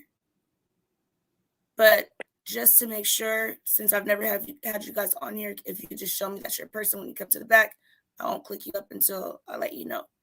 Because you guys have some information, and I'm trying to feed it in as well. And I believe it's Gail that said you had some pictures. You can also send that to my email if you guys want to. Anybody? Gail Thornberry. Go ahead. Yeah. Go ahead, Jeanette. So yourcentralvalley.com says Trezell and Jacqueline West said Wednesday they fostered the Orrin and Orson in 2018 and adopted them the following year, which that would be 2019. But originally when they were saying it, they were talking like they adopted them that September and then moved to California City. So even articles that I read contradict each other. So it's hard to know what's been vetted and what hasn't been. There was a lot of fumbles and contradicting statements and times and all kinds of stuff going on in the very beginning. It's her father. And it says they have two other adopted children and two other biological children. You remember that whole conversation about that, whether those kids were adopted or not? We don't know. Right. There's a lot of stuff we do not know. Yeah, life is real. I have some other things, and what is the word I want to say? Messages from Ryan Dean's father. These are alleged messages or a note to the public on, how he feels about the whole case, because they're saying her side of the family isn't speaking out. But I've looked into it, and supposedly that is her father, and he is speaking out. He named all of his children. And yeah, I was wondering about a specific one of her brothers, and I don't know where he comes in at, and that's a part of some of the information that I have that I just don't want to give out, but I'm slowly trying to see where I can connect the dots before I put things out there. Hey, Gail. How are you? Okay. I'm fine. If you Google Trezell West, like on cluster maps or Google his name and put Florida, and even on cluster maps, he's moved to Florida. He's got a new place in Florida. And I believe the new place, it's they showed a picture of the house. I've got a picture of the house that he bought. So far, with no job, and even with the income that he got from the IRS, with this tax money, how does he obtain a brand new RV? Because he's got one. A brand new car. He's got one. The house on Aspen Avenue. And then he bought another house in Stuart, Florida. But this man doesn't go to work. He doesn't have a job. She doesn't work. So where are they getting all the money? It takes money to buy houses and cars and RVs and stuff during a pandemic when our country is going broke. They could have been getting that PUA benefits too. They could have been utilizing that too. You know what I mean? And not because the boys are missing, but maybe something slipped by, and they some people do that slimy snaky stuff, with the IRS and with that PUA stuff. They could have maybe, if they got some money from this in the IRS taxes, I'm sure that they got some extra money in the PUA benefits. I mean, well, Kern County was complaining a while back because they never, and I found out this from a reliable source, otherwise I wouldn't say it. I'm not going to give the person's name. Yeah, no names. But I'm going to tell you like this, since their two biological children and their two foster kids have been in the custody of Kern County, not one time have they made a plea, called the caseworker, or anything. They just kind of forgot about them, like, whatever. They've not went to court to fight for them. They've not called and asked if they could have them back. Nothing. I don't believe they ever wanted these kids to, to be loving parents. And I don't know. I'm wondering if the woman that we got in contact with, and, the Spanish-speaking woman, I wonder if Jacqueline, when she was at that job, she was getting a lot of those people's information. Yeah, I just wonder if she's needed. I think she might have been the one that didn't want the boys. I think What was the name of that organization that she had worked for with that elderly people that she was using that woman's identity? Are you asking me? Yes. There was an organization that Jacqueline had worked for, calling people. Talking about. What was the name of that place? I've never It was said a large what place organization. it was. I never said the place, because the lady that we got in contact with, what it was, she was needing assistance for her child that, needed some special care or whatever. And the information kept coming back. And so she's talking to her and she's telling her, why I still don't have care for my son. And so since she's Spanish speaking, she was speaking to her about it. And that all ended up with, that lady ended up coming up in her family tree. So that's how we got in connected with her. And we're kind of like, well, how are you on her family tree if you're saying you're not Well, related to her? SB told me the name of it once, and I forgot what it was. It was like Job Corps, but it was a little different. It was for like people from other countries that come over here to go to school and work or something. That was probably something different. I don't know if that was the same place with the young lady that she ended up being on Jacqueline's tree, and we kind of was questioning her about that. But she did ask the lady, like Jacqueline randomly called her and is like, "Hey, can I use you for, a reference for whatever?" And she said yes. So when we originally started talking to her, she was scared. She didn't know if we were trying to get her in trouble or whatever. She just said Jacqueline called her and asked her if she could use her for a reference to something. And she said, yeah, she didn't think anything of it. So I think from there, she was getting a lot of people's personal information because that's what she was doing at that job. And it's kids that were, so nobody actually had the actual name of the company that she was supposed to have worked for. No, I know. I don't know if you're just trying to get the company name out of me, but I've never said it because I didn't want people. Name. I'm curious to know the company name. Oh, well, I'm not giving that out. I can't say that because I already told the woman that I wouldn't give out any of her information. And in the very beginning, everybody was asking, and I know they were going to go try to dox the lady. So I don't think any of that really has something to do. Well, I wasn't intending on harassing anybody, but, I think it would be pretty interesting to send it to tips at calcityboys.org. That way, an investigator could at least call the company and see if other people have been victimized. That's all I'm saying. Yeah. It has nothing to do with violation of this woman's privacy. I was referring to the company directly. Okay. I believe that the other channel holder that you're speaking to already has done that because I've asked her, did she give the information?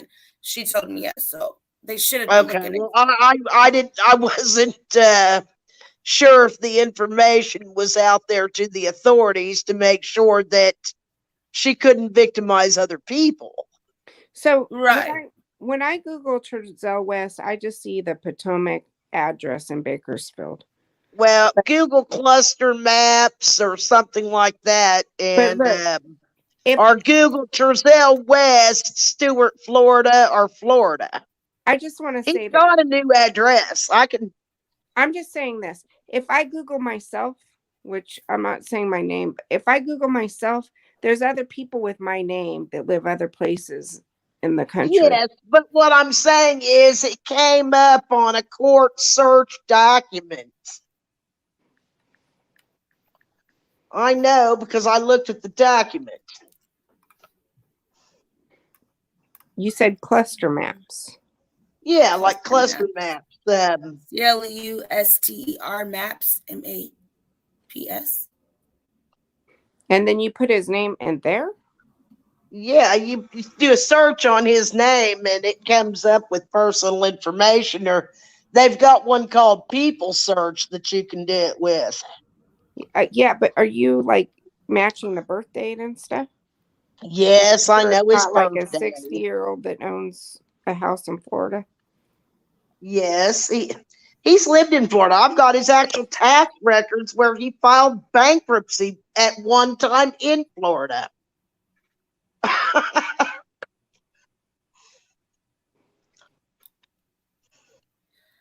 That could be very, it could be a possibility just in regards to because of his brother and his connections with the NAACP. I was going to say, I think he's helping him. He's definitely getting money to him some type of way. The purse strings for the whole family. His name's involved in all the finances. That's why they're thinking they're going to be able to get around this, and it's made it hard because that's how they've been skirting by him at another house. But he did get another house under his name. They were in another house in Bakersfield as well, because you could see them coming out of the house, and you kind of see them like kind of look at the camera and go like towards the back of the house. I think that's where Bakersfield. Okay, I Yeah. want Yes, to know they what did. I want to know what bank would do that when they have a vacant house sitting there, because they look at like your debt income ratio. So if you have a Well, house, I'm thinking that he's involved in some kind of real estate scam or something, you know. I don't know. Where's he getting all this money? I mean, They could have normal signed the house people over with to a the job brother. couldn't afford all that he's got. they look People at that a done lot. work for years couldn't afford a new car, a new RV, and 2 houses.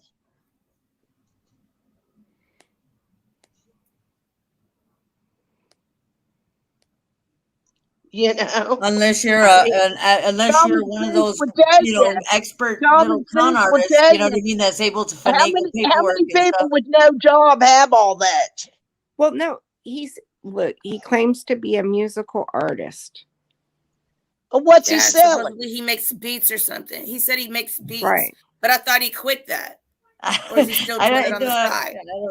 I don't think he had like a real lucrative, because right before he deleted everything, there wasn't very many, Well, he wasn't very popular. on his streaming, on the things that he had, on his social things that he had, in regards to music tracks.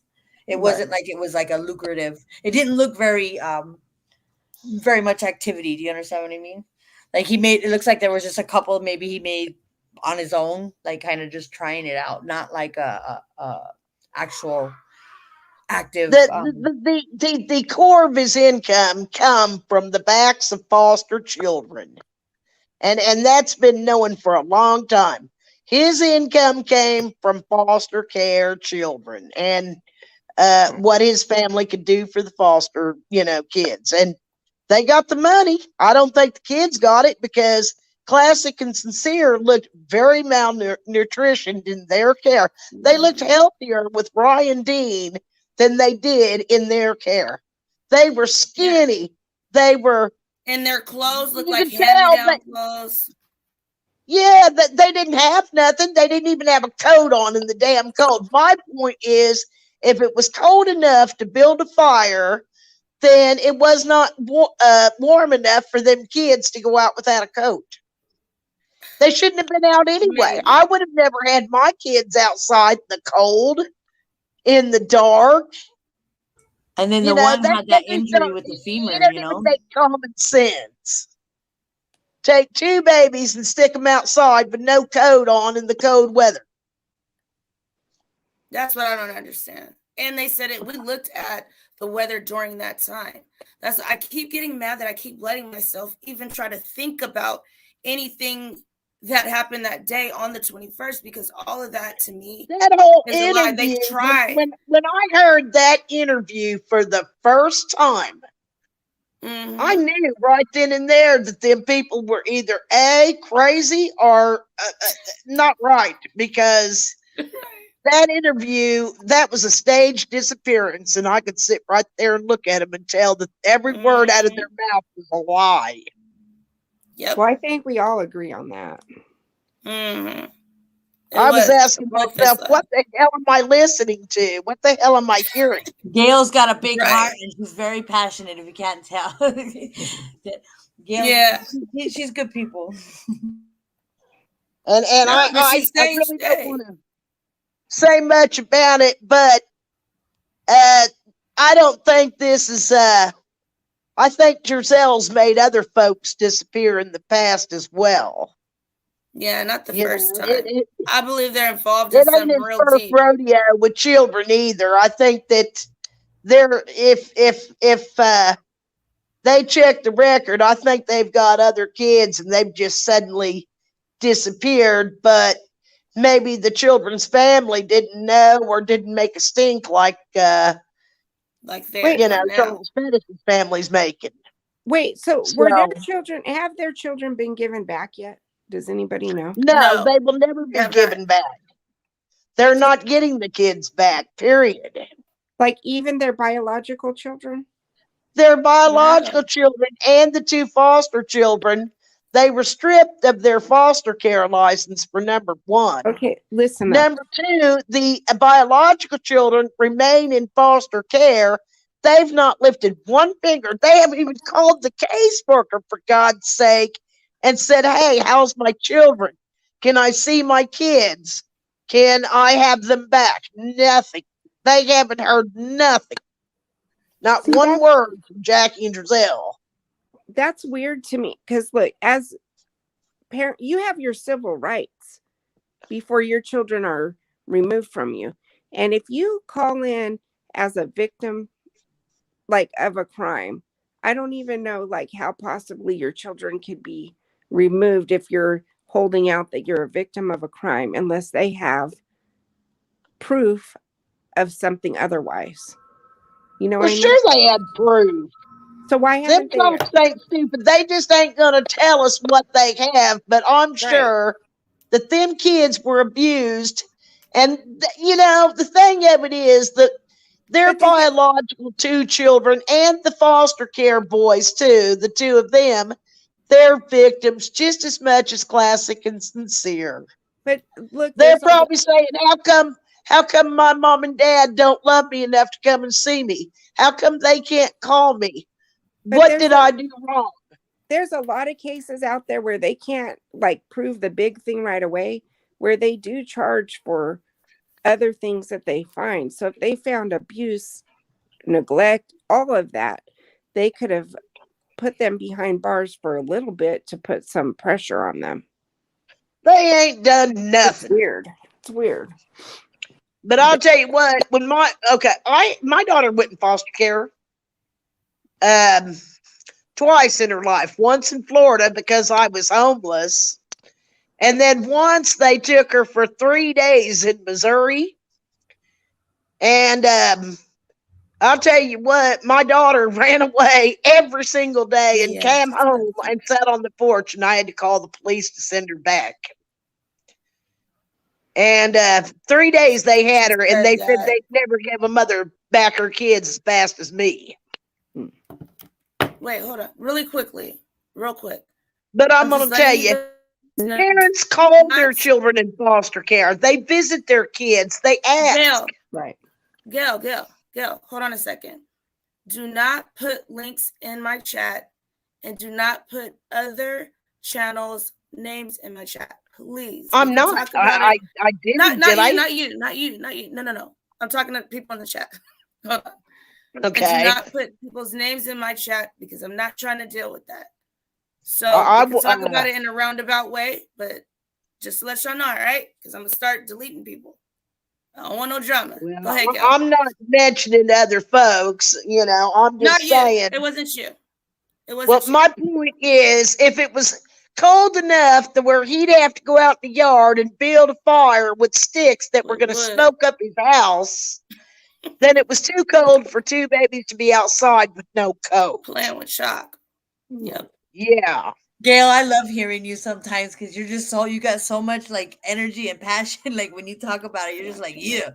I'm like, man, I want you in my corner when I need you. Well, I'll tell you what, Jackie and Giselle, I think that I don't think the cops are going to let it go.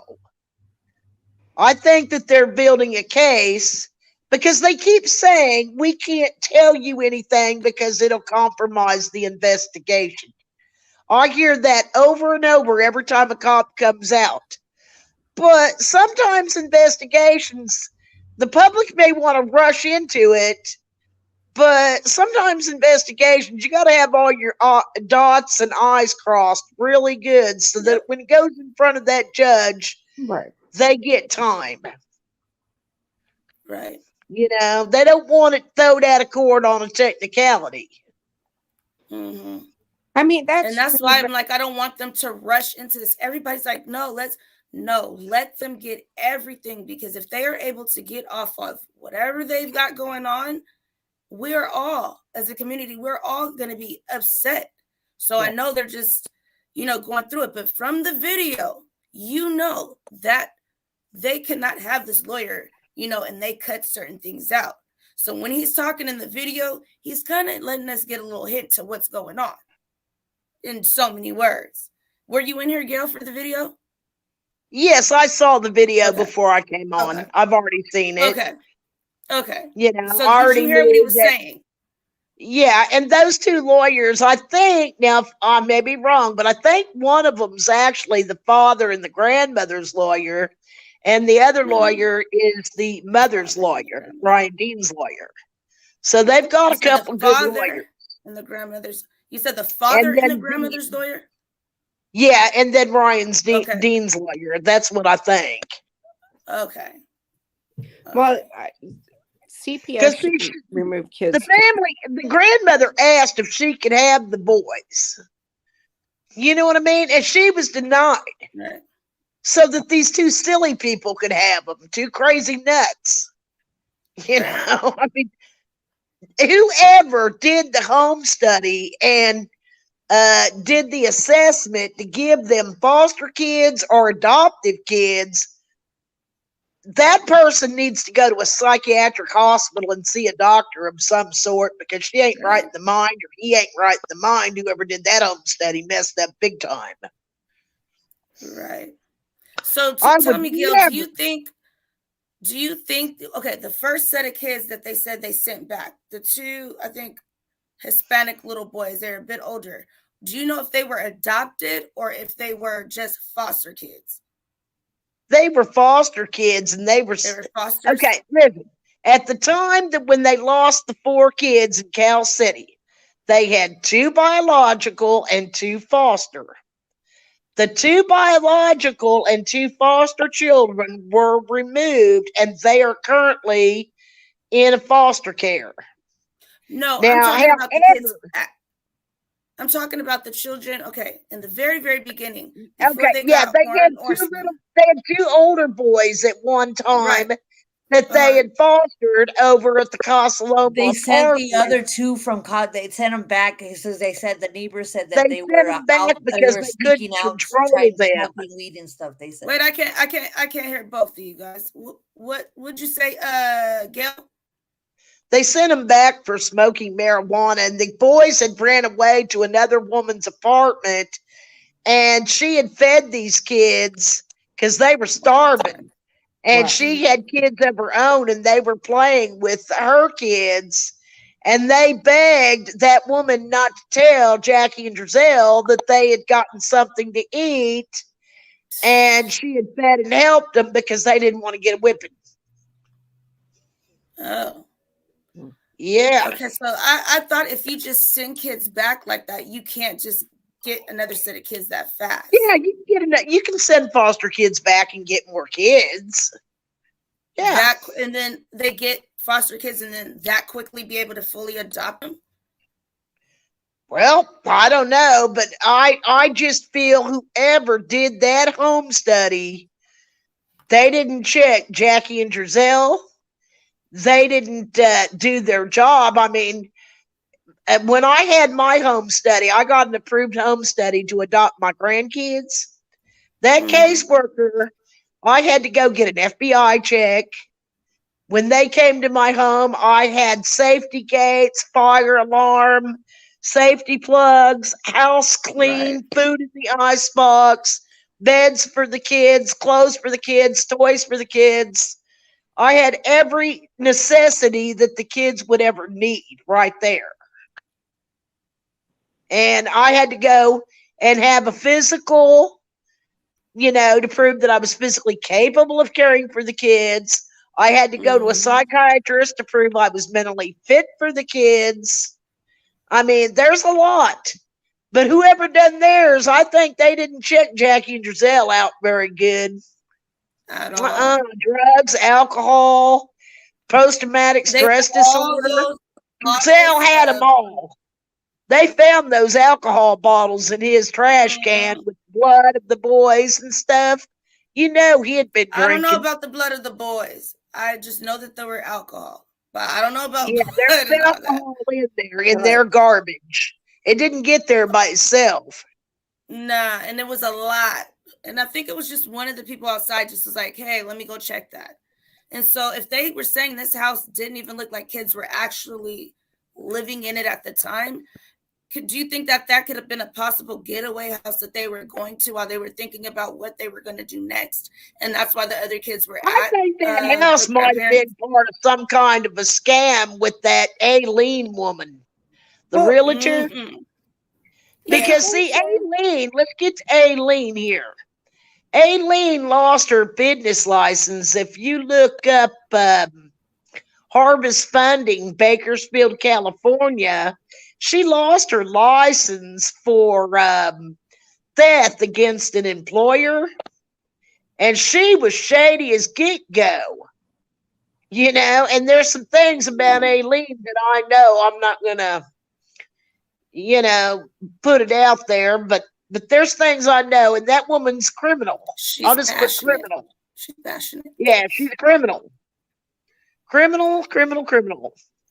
I know that to me, I don't know why everybody just jumped on Trezelle's family and let Jacqueline stay like so low. That woman there, Jacqueline's involved in it too.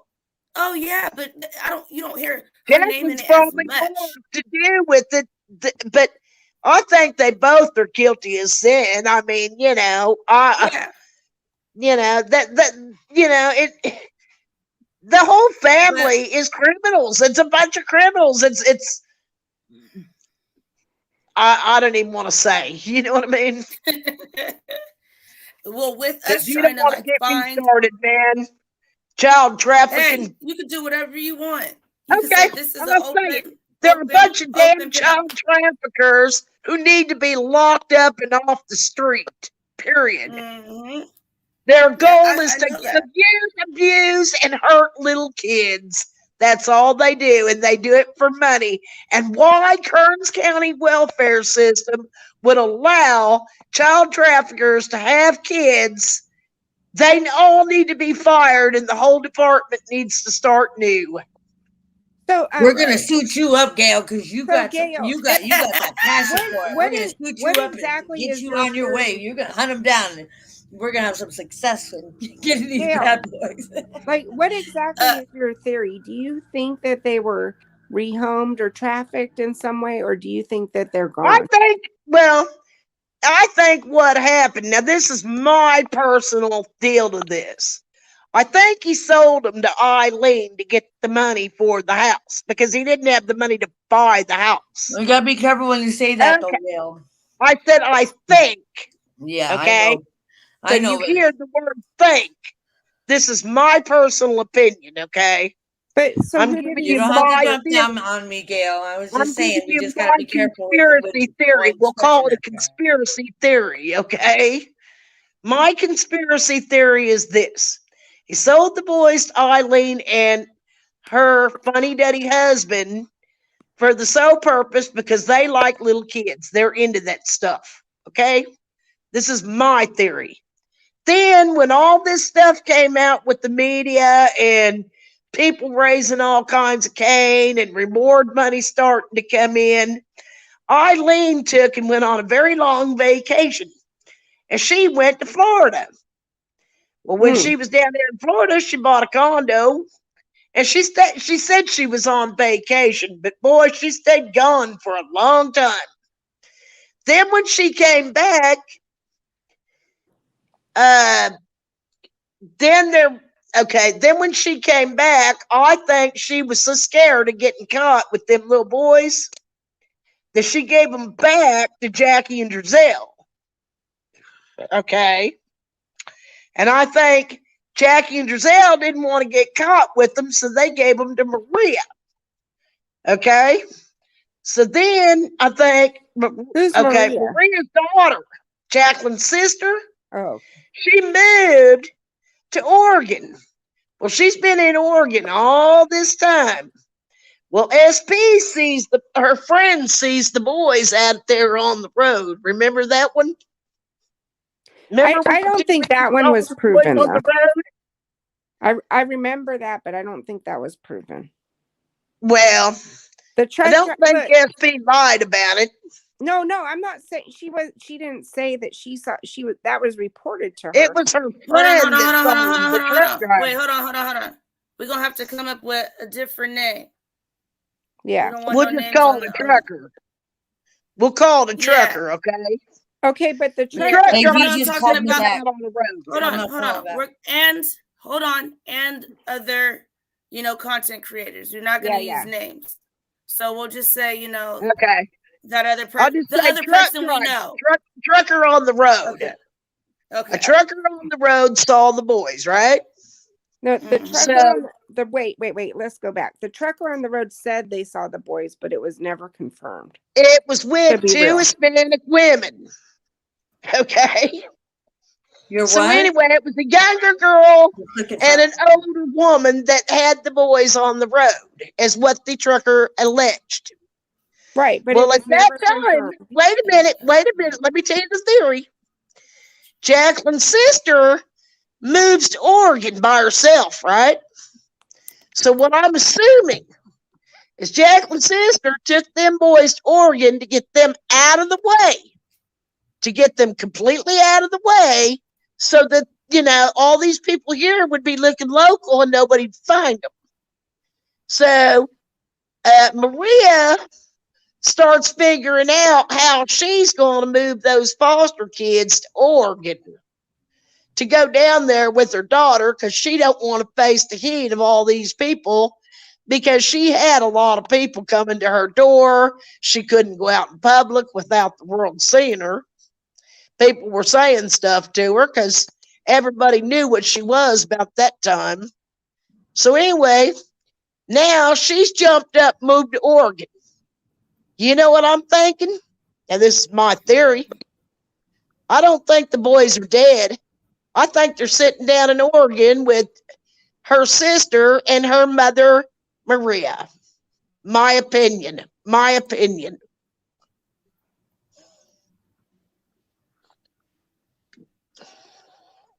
That's just a theory. It's a conspiracy theory, but that's the way I feel. You there? Mm-hmm. Okay. So I just had to put that at the bottom because I don't want everybody to keep saying. You can say whatever you want on here. This is for everybody to talk and say their personal opinion. So I just All put right. that Well, in the bottom. that's the way so I you'll be feel. good. That's my conspiracy theory, that she took the boys down there to get them out of the limelight of the cameras and the media and the police and all that crap. And now Maria's down there with her foster kids. Don't know that to be true. That's my personal opinion. So you said the realtor also has a place in Florida, and Trisel Oh does. yeah, she went down there and bought like a condo. That woman's got money. Her and her husband both. Aileen's got all kinds of money. That Aileen lady, that's the one who they said that her house they went to her house to look through her house to see if she had the children. That's her, right? And she did a little. Yep. That's her? Okay. Yep. And that red truck that was in the driveway, I think that when she was on vacation, she was having her neighbor watch the red truck. I think that is her red truck. I think she parked in her neighbor's driveway and was having her neighbor babysit the truck because they were gone. Okay. But that's my conspiracy theory to the whole matter. I think the boys are alive. I think they're down in Oregon. I don't think they're dead. I think this DNA testing will be faulty. And I think the boys are alive, sitting right down there in Oregon with Jacqueline's sister and mama. Okay, but and my theory is the trucker on the road, the 2 Hispanic ladies they saw, was Jacqueline's mama and Jacqueline's sister. But can you tell what would be in it for them to keep these boys secret and hidden when they know the whole nation is upset? Money. You don't know what goes on behind closed doors. Child trafficking. Do you understand? They're not. Child traffickers want children. You know what for? Right, but you're saying that they still have them. What would be in it for them to keep them hidden when they know the whole When you're nation? selling them to men and making movies and doing nasty things, yeah. Money, honey. God. Don't yell, Gail. I love your passion and I love your heart. You have Gail is very passionate. Yes, she I'm is. gonna tell you like it is. I don't have to sugarcoat nothing. You've always been like that, Gail. Right. You've never changed. But we just gotta. Some people are a little more sensitive. People, You almost made me cry, Gail. They'll take a little innocent kid and sell them to a dozen guys a day for $100 a pop. You know, I think Maria is a sick, sick woman. I think that Jacqueline and Giselle, I think they're involved in fraud and all kinds of stuff. And I don't think they should be running the street.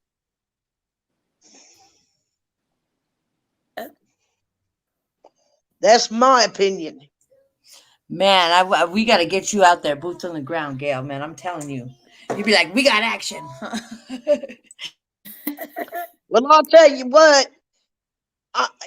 Jacqueline is so lucky because if I would have been standing there and she would have popped off, I don't want to do this. I would have came on glued and I would have slapped the living pee out of her. She wouldn't have been. She would have been crying on the ground, and I guarantee you, I would have grabbed Giselle's nuts and twisted him up, and kicked him right between the legs. I guarantee you, their fight would have been on. I'm gonna keep you. I don't know how on my side of the fence. I don't know how the family didn't hop up. I don't know. I mean, Ryan. Well, I'm glad they didn't because my mind. I would have lost all cool and all control, boy. I would have been slapping Jacqueline and beating Giselle's. Oh my God, I would have been choking the life out of him. I don't even think, because I saw the video of her there. She was in so much grief that I don't even think that she was fully processed. Trying to see if this AV, is that you? Just trying to make sure. Because I don't want somebody I couldn't have maintained my composure. I'm going to tell you that. Well, I think that coming on right now, Gail, so we're going to let AV give his account. AV? Yeah. Okay, just making sure. Yes, me. I'm on the freeway, so I'm stuck in traffic like crazy. So my signal's going in and out. That's the reason why. Okay, I just wanted, because it's dark, I wanted to make sure it was you. People get to trolling sometimes. Okay. So I had a question when I was asking her earlier. Since you were boots on the ground, are you able to talk right now?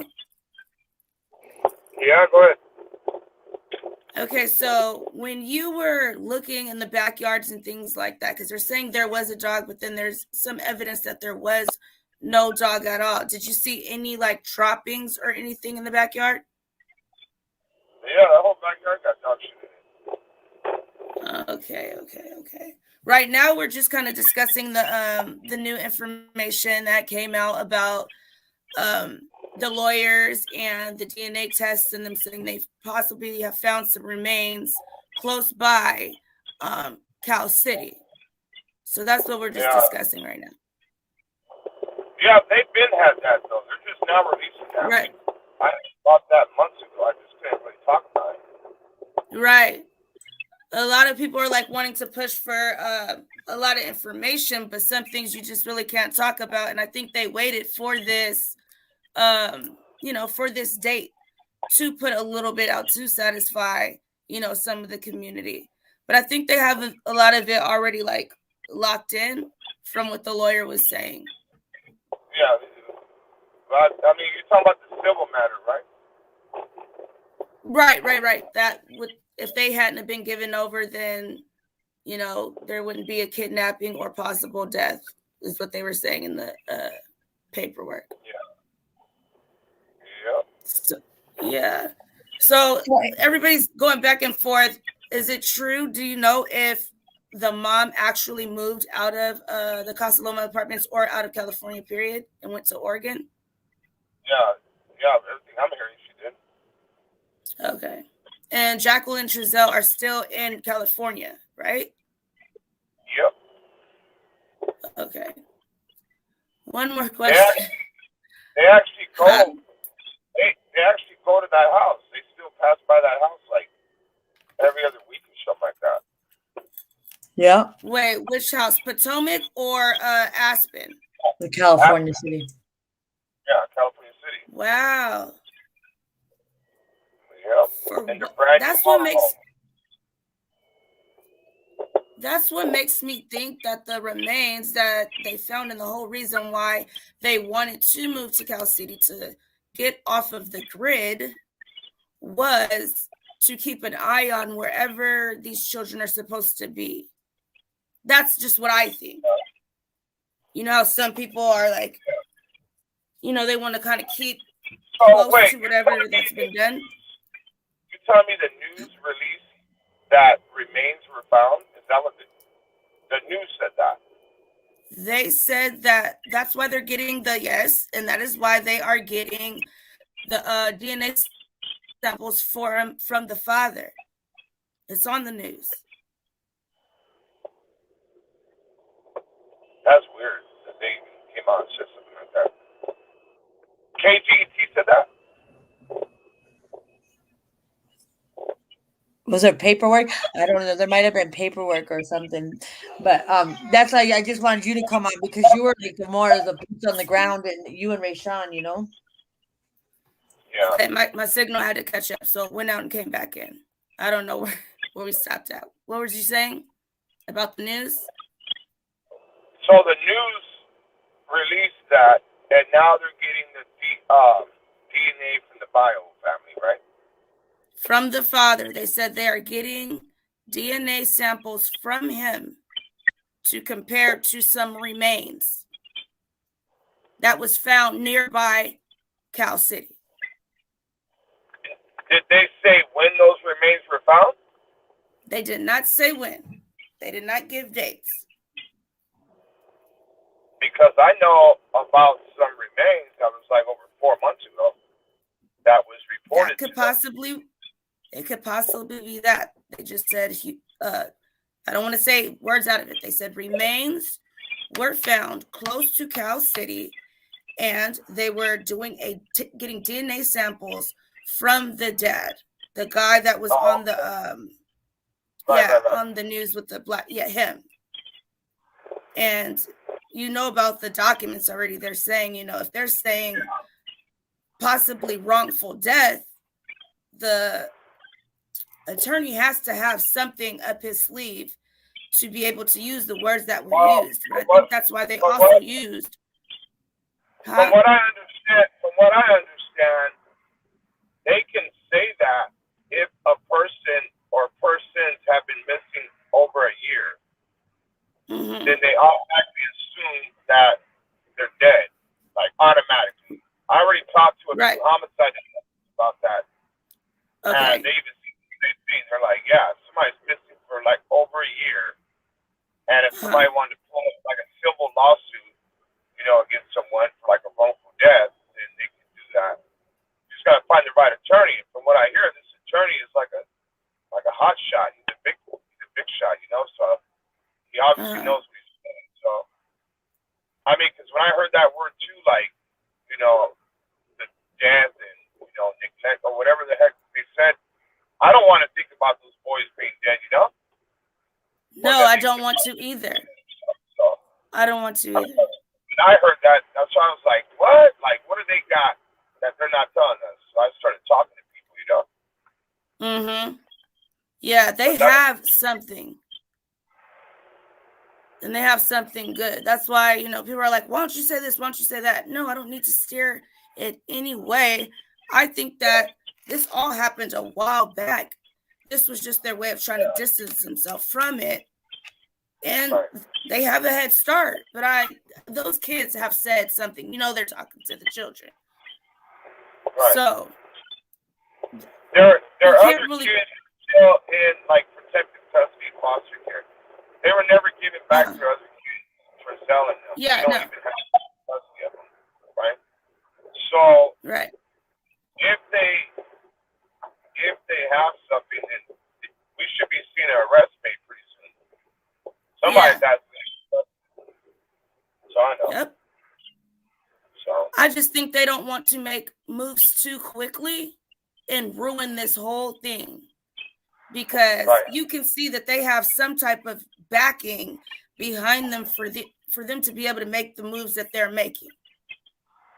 So they want to make sure, dotting T's, crossing I's, you know, making sure that there's no way they can swindle themselves out of this situation, given all the time that they had and all the time that's passed, because we don't know really what date those kids went missing. There's a roundabout time. Yeah, but it's not in December. It's way before that. Because if they didn't attend a birthday party that was for their age group, then they couldn't, you know, go over there because they were too young to the grandparents' house. All that just seems like, but Christmas is coming up. So they're going to want to see all these kids together. What are they going to say then? So that's why I believe they felt like it was coming too close to Christmas and they had to do something. But the whole little thing they acted out wasn't too great of a performance. So that shit was all planned out. Oh yeah, it was. Definitely was planned out. They did. Hey, that whole thing was planned out. So how many people were actually involved with that plan? Was the cops involved with that plan? Cal City PD and all these other people? Like, this shit runs deep. Yes, very deep. That's why, you know, they've said some, you know, murders in the area are connected with it, that they're not really trying to put with it just to keep it, you know? Yeah. You know what I'm talking about? Trying to keep people quiet. Yeah, but I was seeing if he knew the specific cases I'm talking about. Yeah, I know what you mean. Okay. So I don't know. They have definitely a head start. If it has to do, you know, that part of California, there's a lot of trafficking. Like I was, you know, I put out about those other two little boys, King Amir and his brother. They were brothers. When I called and tried to find out information about them, they didn't want to give me any information. I was trying to see if they were also put into the system and just became up missing. They didn't want to say anything about that. There's another a brother and a sister that went missing. Like, there's so many cases out of the Bakersfield area and surrounding areas where so many siblings are going missing. That's what I'm saying. It's deeper than what we can even see. And with all of them having foster kids and things like that, like this supposed daycare, they could be using that to filter kids in. We don't know really what's going on, and they're not giving us all of the information. So we kind of got to put pieces together. Yeah. Did they say where exactly did they so-called find bodies at? Say it again. Did the news say where they found these bodies at or no? Not the actual area. They said they found them close to California City. Okay. That's what was said. They didn't say a specific area. It's been a little minute. I can play the video over again. It's a 10-minute video. I could play it over. It was on the news, but I kind of put it together. Go ahead. I'm halfway wondering, because there was a time where they kept finding bones and they kept saying, oh, it's just animal bones. Yeah, I remember that too. So what was it? China. And even when I'm wondering about that. No, that was Jeanette. What'd you say? Hey, who's China? Okay. That's me. You got my phone? You got my cell number or no? I think a long time ago, and I don't know what email I had talked to you on. Just call me like after the live or something. Get it? You can get it from Infamous. Can you give it to her? Okay. Infamous. I don't think she's still in here. Okay. But I can give you if you could take down a number right now, you could take down my YouTube number and then I'll give you my number. It's right there, 619 379. Are you writing it? Hold on. Okay. Can you still hear me? Yeah, I can hear you. All right, 619. 379 1291. Yeah. All right, got you. What I was You saying, okay, if you Gil? listen to the video very carefully, it says that they found them this last November, which was last month. They said November. We That's can where play they. it over. Yeah. We could play it over, right? I'll play it over so we can listen carefully to it. Yeah. So let me put it up on here. Let me share this. I'm going to put everybody on mute when I do it so we can listen closely. There we go.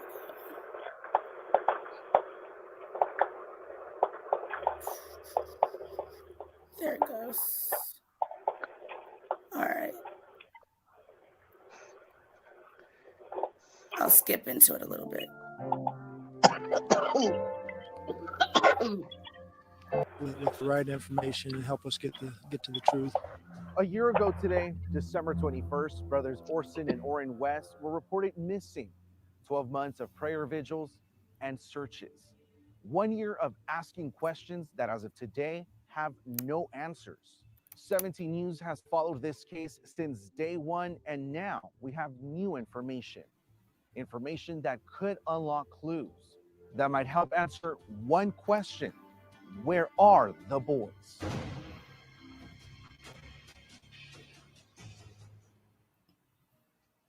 In December 2020, the COVID pandemic is on hold as the small desert community rallies around the Christmas holiday. Something is not right on Aspen Avenue. On that chilly Monday afternoon, Christmas joy turned dire in the neighborhood where Trezell and Jacqueline West lived with their children. The tragic story of Orrin and Orson West began to unfold. They were just 3 and 4 years old. But that story starts back here in Bakersfield, a couple of years earlier, where the boys were born to their biological mother, Ryan Dean. She gave the boys their birth names Sincere and Classic, with the last name of Pettus from their father, Charles Pettus. I was at work. I noticed my baby cry wasn't normal. And I got home and I took him straight to the hospital. The baby she's talking about is Orrin West, the older boy. And they say he had a femur bone. His femur bone was broken and twisted. She says this injury led to Child Protective Services taking both boys from her. I'm come from a good background. Like, I don't have a police record, never been in jail. The last time Dean saw her boys was the end of 2018. Taken from her, the boys were placed in the system. 34-year-old Trezell West and 31-year-old Jacqueline West became the boys' parents, responsible for their well-being, providing them a home. Eventually, the parents became the adoptive parents in 2019, renaming them Orrin and Orson West. The West home became fuller.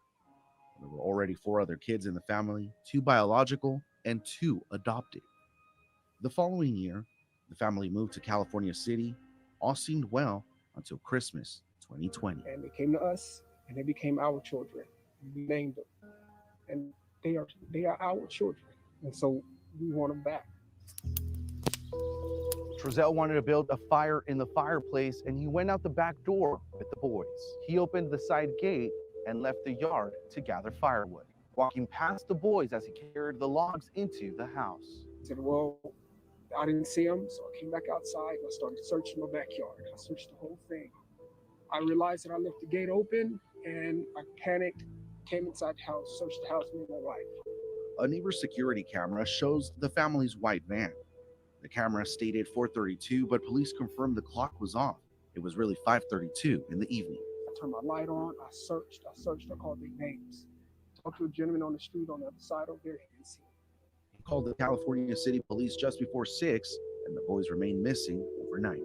The next day, after searching the town and the nearby desert, California City Police got a warrant for the West house. became the first of many examinations of that property on Aspen Avenue. Canines went inside to track the boys' scent. The local police chief says the dogs found the scent inside the home, but didn't detect the children leaving the house. Let your imagination run wild. What I do truly believe is that night there is no way that they could have got out of that the neighborhood without some sort of assistance. The investigation ramps up. Police dug up the backyard. A few months go by and nothing new. No updates from police. The search slows. On March 1st, the FBI and Bakersfield police took the lead on the investigation. 5 days later, more than 50 officers and FBI agents searched for evidence in a southeast Bakersfield dirt lot. It's located near the Casa Loma apartments where Trezell and Jacqueline West used to live. Police say the adopted parents have been cooperative. Chief Walker confirmed the other 4 kids living in the home were taken into foster care and will remain there until a court case is settled. Trezell and Jacqueline West moved back to Bakersfield. The California City home is now boarded up and vacant. We reached out to them multiple times for this story by phone, email, and social media and never received a response. I don't know. I think trafficking. Many people believe they have the answer. I believe they were trafficked. You know, it'd be sheer speculation, but I feel that, you know, in my heart, in my investigative skill set, it's over 20 years in the largest police department in the United States. I felt that immediately the story that was being portrayed by the adoptive parents was not true. It didn't make sense. It didn't add up. There's a number of possibilities that could have happened. I mean, and I don't even want to speculate because, again, it's still an ongoing investigation. So I don't want to, you know, give away any of my opinions because those are just that, opinions. I know how the investigation's going and the way it's pointing, but again, because it's ongoing, I can't really comment too much on that. We use facts that are only known to law enforcement to impeach statements. And so I'm not going to be the one that's going to provide information. This case is too important. This investigation is too important. And I'm not going to be the one to mess it up. My faith was that it wasn't going to go this long, you know, so I had to realize that it's not my timing. It's God's timing on everything. Biological father Charles Pettus shares his thoughts. But it's not nothing like you should just be like, oh, well, I don't know. If you did something, let people know. Because you hurting people's kids, you taking family away from family. You know what I mean? These were babies. You feel me? The family has retained a Beverly Hills law firm. 17 News obtained a copy of a September 2021 complaint filed by Pettus and his mother, Brenda Pettus, where they alleged that the policeman. So we're going to go through. So they say in September of 2021, right? That's when these were found by, hold on, let me see who they said by. Let me take it back just a little sec. Has retained a Beverly Hills law firm. 17 News obtained a copy of a September 2021 complaint filed by Pettus and his mother, Brenda Pettus, where they alleged that the placement of Classic and Sincere under the care of the West was negligent, therefore leading to a presumed wrongful death of both brothers. Wrongful death? That's a disheartening development. So yeah, so the dad and the mother, Deborah, retained this towards the wrongful death. I'm trying to see where they said they found the remains. In the case, Antonio Castillo is an attorney for the family.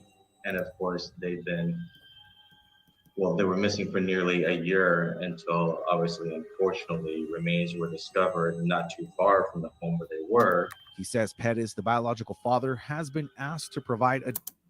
So, Gail, I don't hear the part you're talking about. Do I still need to keep heard it going? because you have to pass by this and let the attorneys A little talk bit more? again on the video. Okay. But wait. Let's check. Let the attorney let him speak what he's going to say, hold and let on. the Can I attorney come say- back on. Hold on. He said they were Wait a missing second. for almost a year until the remains were found, like he knows. Okay, Yes, so look. but if you keep going and the attorney talks again, he mentions November is when they found the remains. Okay, so I'm gonna go through when the attorney starts talking through the end of that. Okay. With everybody on mute. Just let the father talk, and then. Okay, let's do this.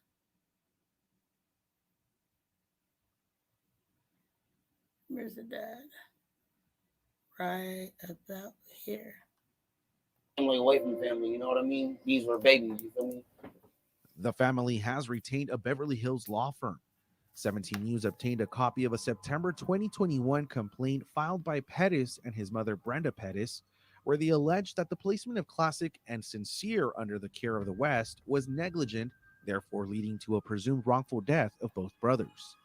Wrongful death? That's a disheartening development in the case. Antonio Castillo is an attorney for the family. And of course, they were missing for nearly a year until, obviously, unfortunately, remains were discovered not too far from the home where they were. He says Pettus, the biological father, has been asked to provide a DNA sample to compare with remains. But Castillo says he has no further information other than the vague report remains of some kind have been found near California City. We asked Bakersfield Police for confirmation. A spokesman declined to provide information other than to say it is routine in missing persons cases to ask for DNA samples. Regardless, there's plenty of evidence that the county was negligent, the family's lawyer said. And we believe that they are responsible for the disappearance, and we'll see if that turns into more. And it's incumbent upon these bureaucratic government agencies to do more with respect to the lives of children. We're not just taking a puppy from one shelter to another. These are human beings. 9 months after assuming the case, Bakersfield Police Department continues the investigation, but still no answers, no suspects, and no boys. It may cause people to, if there are people involved in criminal activity, to understand that they're under scrutiny. And there's certain things that we just can't present to the public to satisfy a curiosity. They have 90% of their leads that they're not making available to the public, and they're doing it for a very good reason, because they need to keep the investigation, the integrity of this investigation. They cannot jeopardize it because we're talking about two little boys. The adoptive parents remained silent since their last statement, released to the public in March 2021. All sides should be out here together looking for the babies. That's all I said. But you can't force anybody to do something they're not wanting to do. Based on what we were given, we have to operate on the assumption that they were here. Allegedly, they was taken on the 21st, but I don't believe nothing happened in California City. I 100% wholeheartedly concur that they were not ever in California City. I can tell you this, Christian, is that we now know the areas where the boys are not.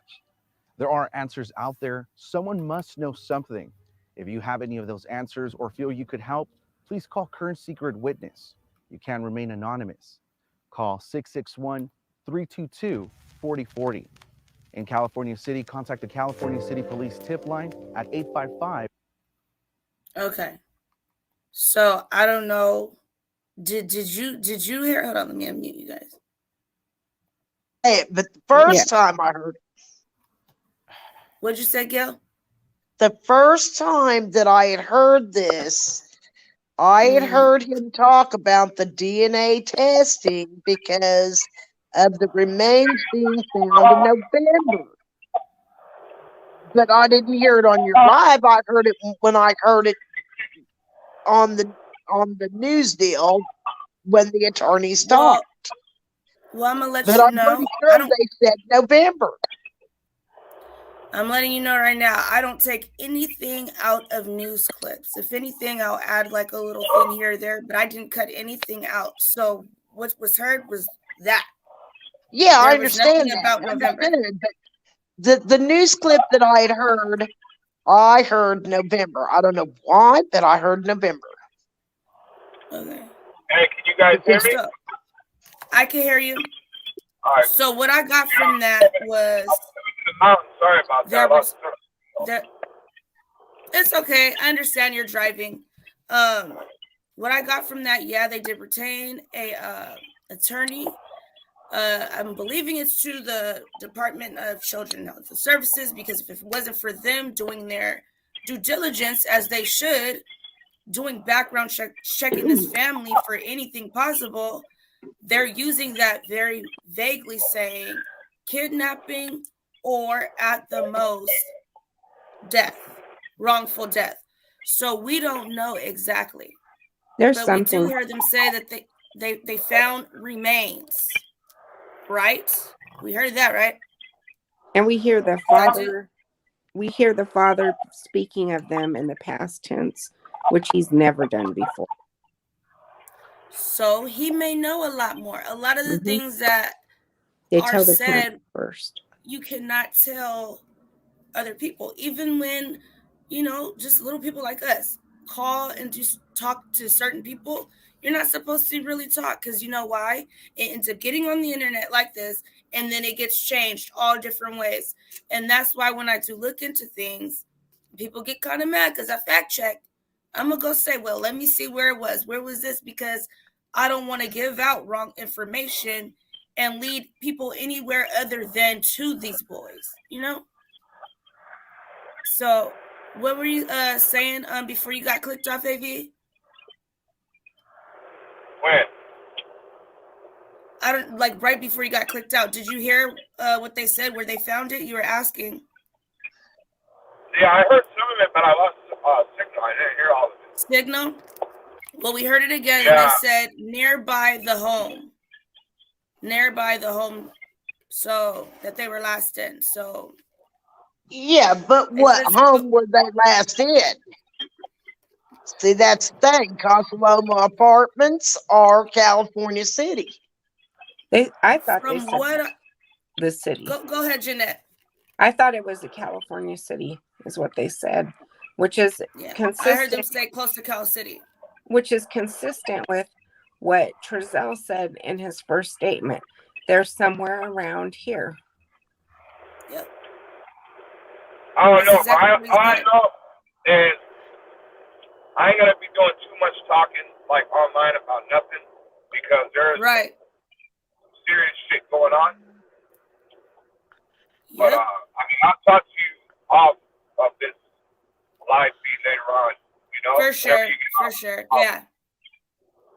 Yeah. All right. I completely understand. Yeah, I appreciate you. Yeah, no problem. Okay, No problem. Okay, talk to you later. Bye. Yeah. Hi, Ja. How are you? Well, so what are you thinking now? I'm thinking that maybe the boys, I don't know. I still think that the DNA has not come out yet. Right. Okay. And I still think that the boys could possibly be in Oregon. In Oregon. Yep. So the story about, you're saying it. I'm not bringing it up. I know the story you're talking about. It's just my theory. No. That's what I'm going to ask you something.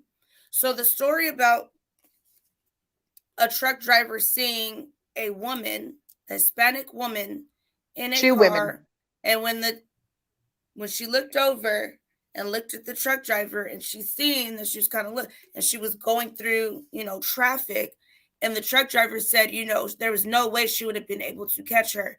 And she's saying, I think, well, she said, no, she knows that those were the boys, and they were not in no car seats or anything like that.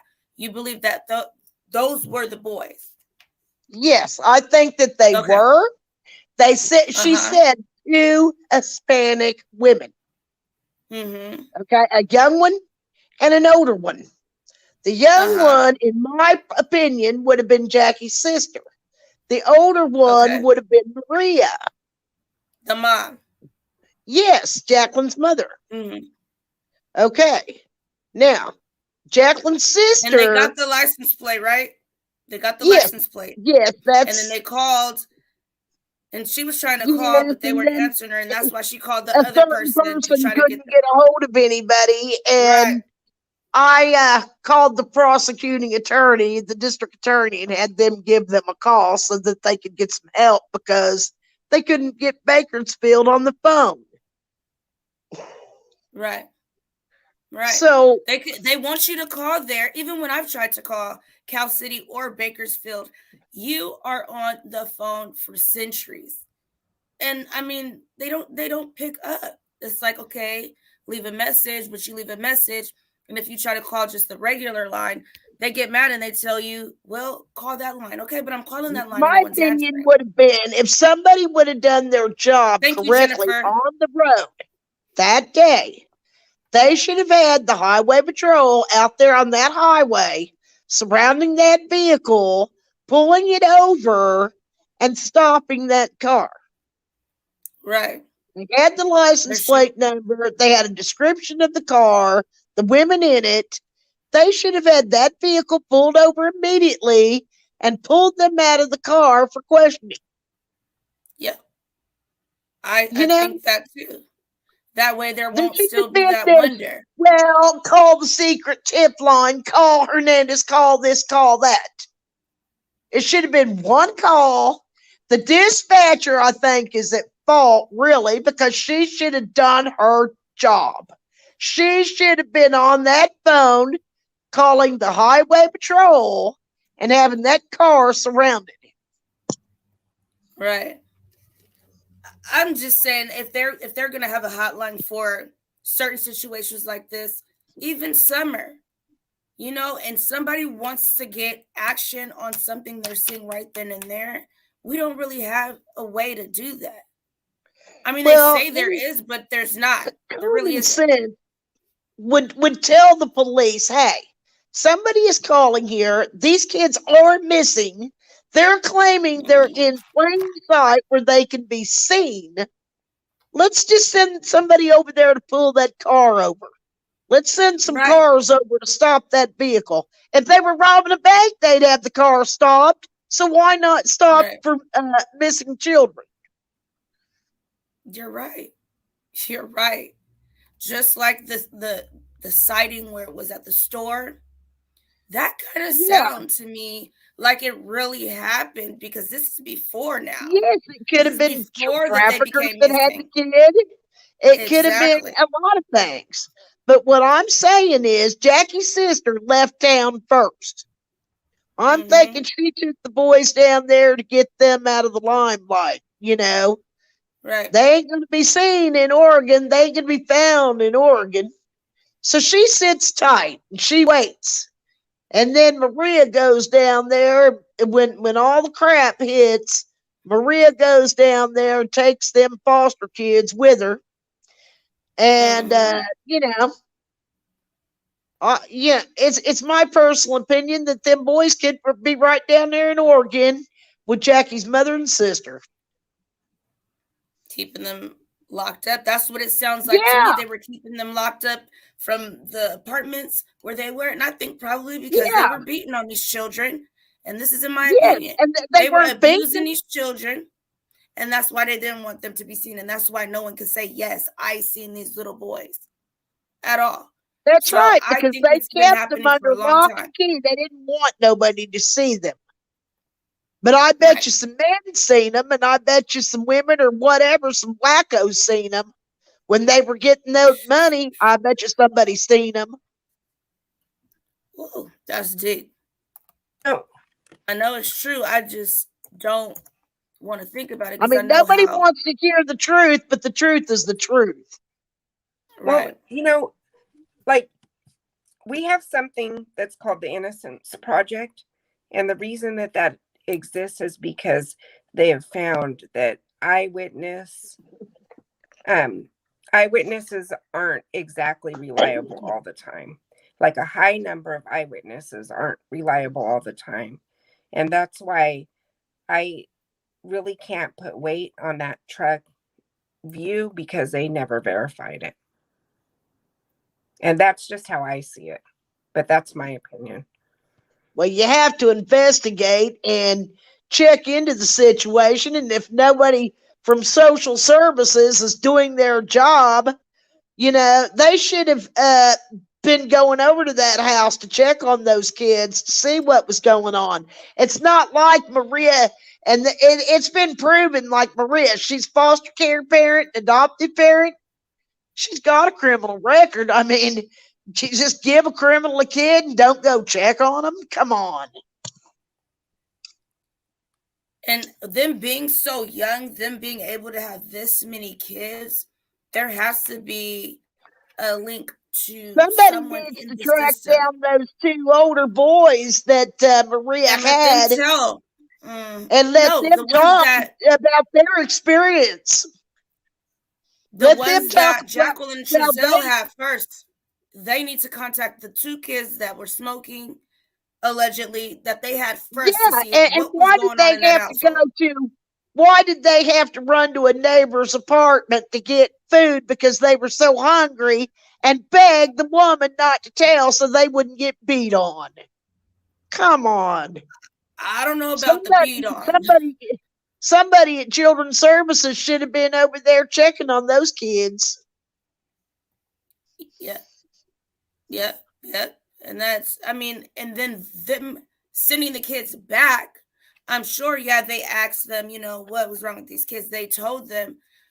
I don't see why Children's Services, with kids coming back to them saying, what happened? What's going on? And get some information from them as well. There has And to I'm be a not track trying to get record off the somewhere in here. subject of the kids. Now, I know the name of the bail bonding company it happened with. And this is true. It was apartment 116 over at Casaloma. And it was Jackie and Trezell's apartment. People all over Bakersfield, criminals, would rent that address. And I did call the bail bonds people in Bakersfield. I know the company's name and everything.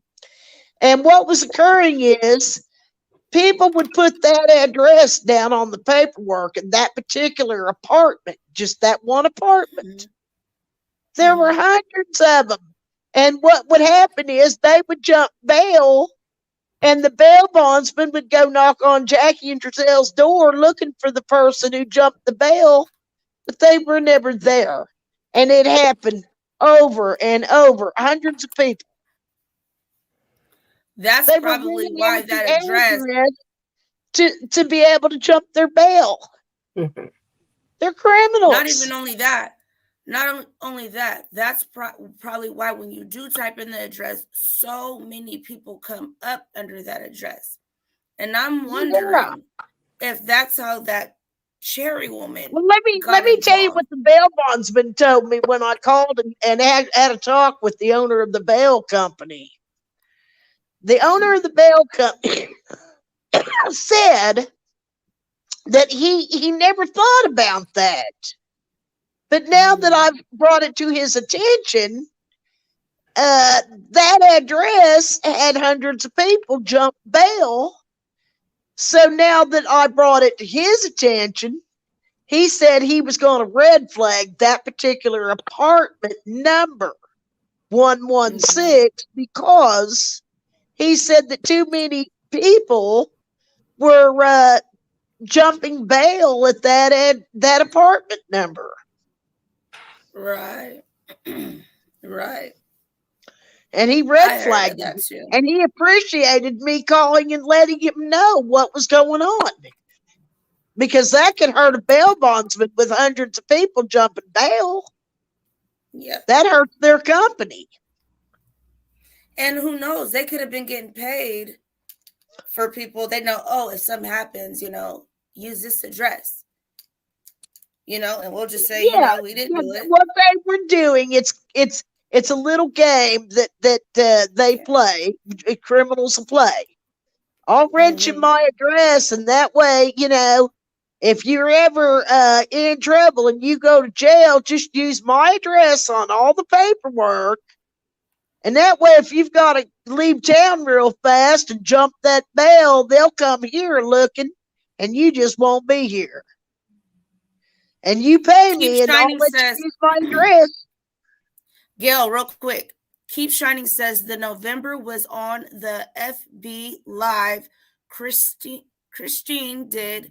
He said November in the FB Live. So that's probably when. Okay, so that's where I got November from. That was the confusing part to me because I had watched it before I had came on your live.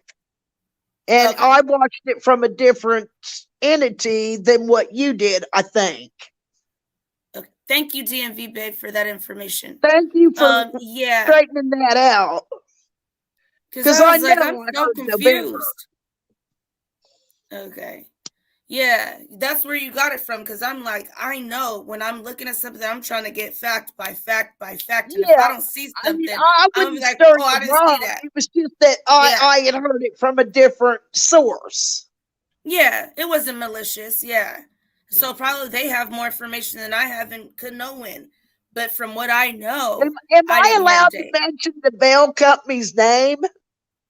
Yes, I just don't want any like links or other content creators because then they come and they get in your inbox and stuff like that. But I that's just fine. didn't know if I could mention the bail company's name to let people Sure. know which company that they had done this to and messed up. It's called Cowboy Bail Bonding out of Bakersfield. Cowboy bail bonding. It's in Bakersfield. All right. And I'm sure they done it to other companies. I'm sure that they did, but that was one of the companies that they worked with. Well, what gets me, if they know all these criminals jumping bail, then who are they associating with? Criminals. So that ought to tell you a little bit about their character and what they're into. You know what I'm saying? Yeah. Does that make sense to you? So do you think that this bail bondsman knows Trezell and Jacqueline, so they, They are don't in know on dealing with Giselle and criminals? Jacqueline. All they know now, after I called them, all they know is they had numerous people in Bakersfield, probably more than 100 people, get out on bail and give that address on all the paperwork, every bit of the paperwork, that particular apartment number, right? And then when the person would hop bail and they couldn't find them, their bail bondsman would show up at that apartment to look for the culprit. You know what I mean? And then Jackie and Giselle would come to the door and say, well, they don't live here. They're not here. You know what I mean? And it's a game that little criminals play. They rent their address. They might have charged them $50 to use that address. But, That to a even criminal sounds who's crazy. wanting to hot bail and get away, $50 ain't nothing to stop you from going to 20 years in prison or something. You know what I mean? Right. That sounds crazy. Renting your address. Yeah, you rent your address out to a bunch of criminals. So that way when they hop bond, the bondsman comes over there and looks and, hey, they're not here, and they turn around and leave. No, like right. They hop down and they leave. They could end up with a bunch of guns in their face. Well, I don't know, but they did. I mean, I swear to God, that's what happened.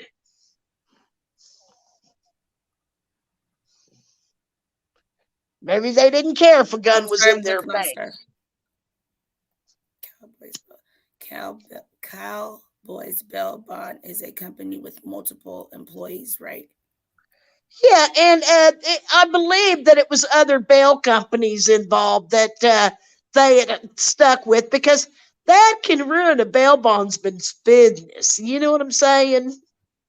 They got all these people when they go to court and they say, well, you got them out on bond. Where are they?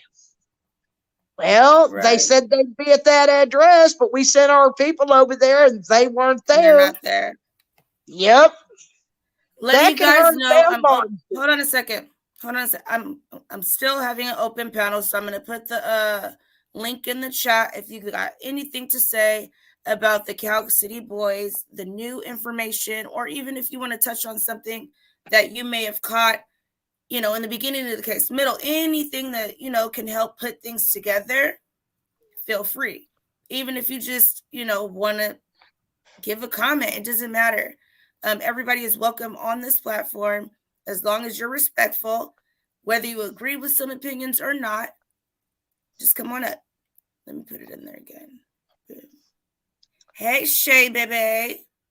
If you guys, if my mods can help me with a couple of these like random channels, putting like something dot something, like it's a link or something like that, just block them. Don't even time it out. Block them, please. Because they're like throwing a lot of it in the chat. Hey, Octavius.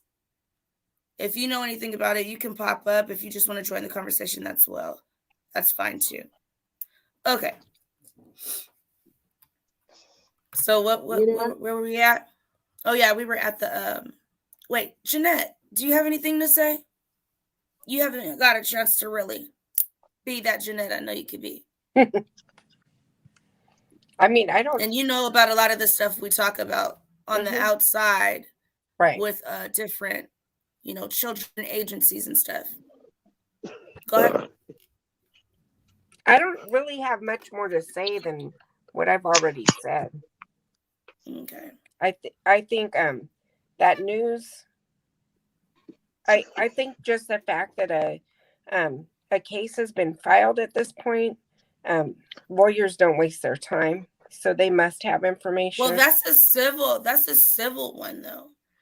Right. This is just the Pettus family saying, hey, if you guys were to do your job, my child would not have been, or my children would not either be kidnapped, missing, or, have a wrongful death is what they say. Right. But there's something that they have where they're going to prove that wrongful death. And the father's speaking in a past tense way.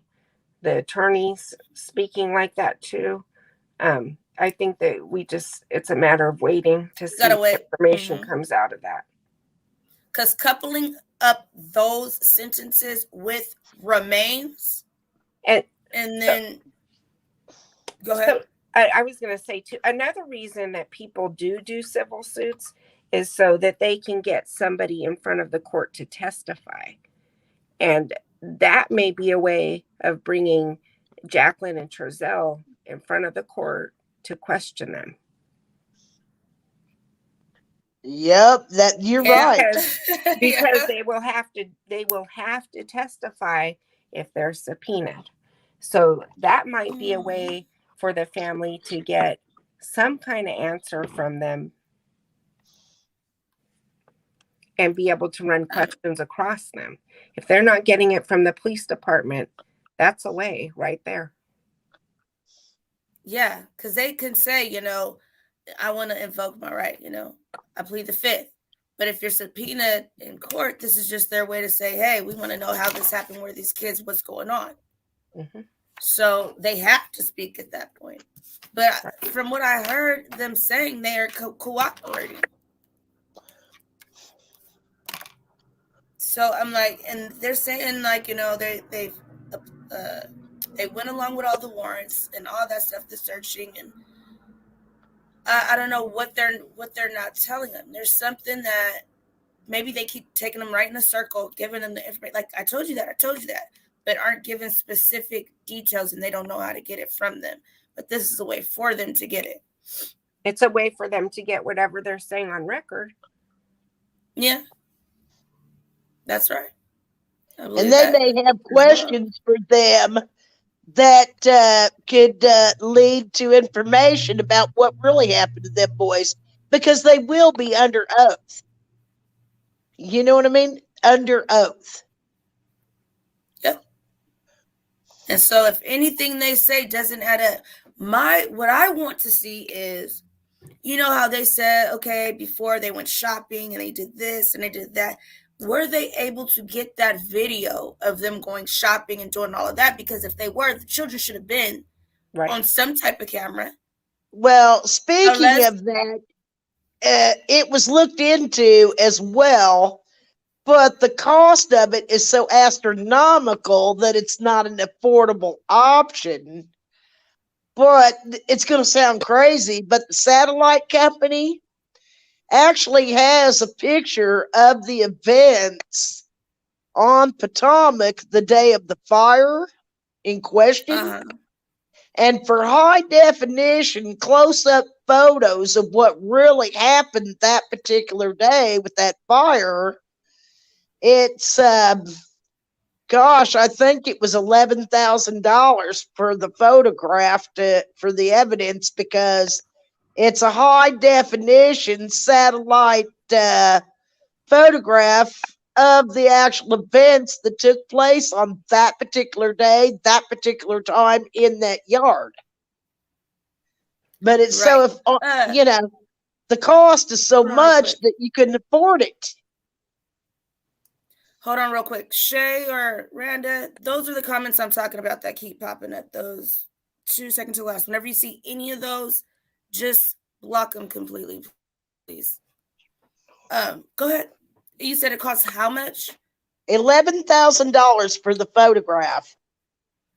And they could possibly get, what they do is a satellite goes all around the world, whether people believe it or not. If you're sitting in a yard smoking a cigarette, that satellite will tell you exactly what brand you're smoking. Period.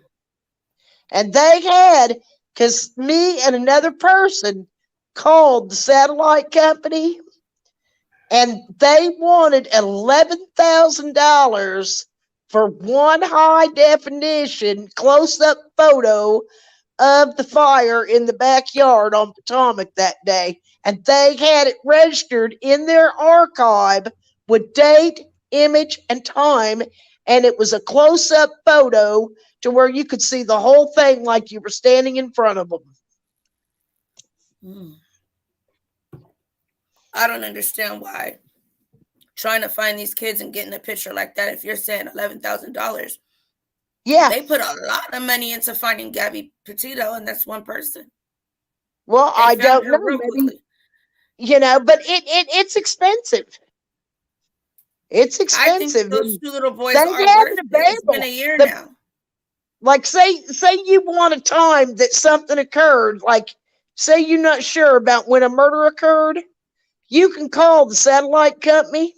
It's got to be a global satellite company, and that satellite, if it hit in that location at that particular time, they've got the close-up photo on an archive. You can actually order a close photograph of the whole entire situation. I mean, you can see it right there on a photograph. And a lot of people don't know that, but you can. But they want so dang much money. Why? I don't know why it would cost so much. I don't either. I think it's ridiculous. And I think at this point, with all of the money being put in it, certain cases, they'll put $1 million up and they'll put this and that. Why aren't these boys worth that amount as well? Yeah. Especially under the circumstances they went missing. Like, it doesn't make sense to me. Let me see something that I wanted to bring up. I don't know. How come I probably have it on another tab. I don't. I'm just going to have to look it up. So, hey, Jeanette, remember when we were talking about how, you know, how the lady was able to get the certain information? I'm wondering, from what she was saying, is that the way? Because the company, tell me, is that company, like, is it only for disabled children? I wonder if the second set that that is in custody that they're not getting back, did any of them have any type of disabilities or anything? Because if so, that's how she could have probably been getting all these names and numbers and addresses and all this stuff. And that's probably how they could have been swindling the system the way they were so hard with her working at the company, you know? So she was working at a company that signs people up for certain benefits. Right. Medical benefits, right. Oh, it was like, remember I was telling you about, Yeah. I'll tell you about it later. I'll tell you about it later. Yeah. And then, yeah. So that's what I'm thinking that could possibly have happened, because how are they able to stay under the radar? I just think so easy. I think that that's like, I don't know why somebody would choose like that population to scam if that's what they're doing. I don't either. Because probably easy target. But like, how many of them have like high enough credit to scam? Like to, you know what I mean? To steal their identity. Right. I don't know. You know what I'm saying? So that, right. Like that part kind of puzzles me. Well, can I say something there? In Mexico, a new identity for an illegal coming across that border, that's like a gold mine. They'll pay anything to get into the United States. I see what you're saying. And I'm not going to say the person's name out of respect, but it's been known that Jackie and Giselle have traveled to and from Mexico in and out of that border.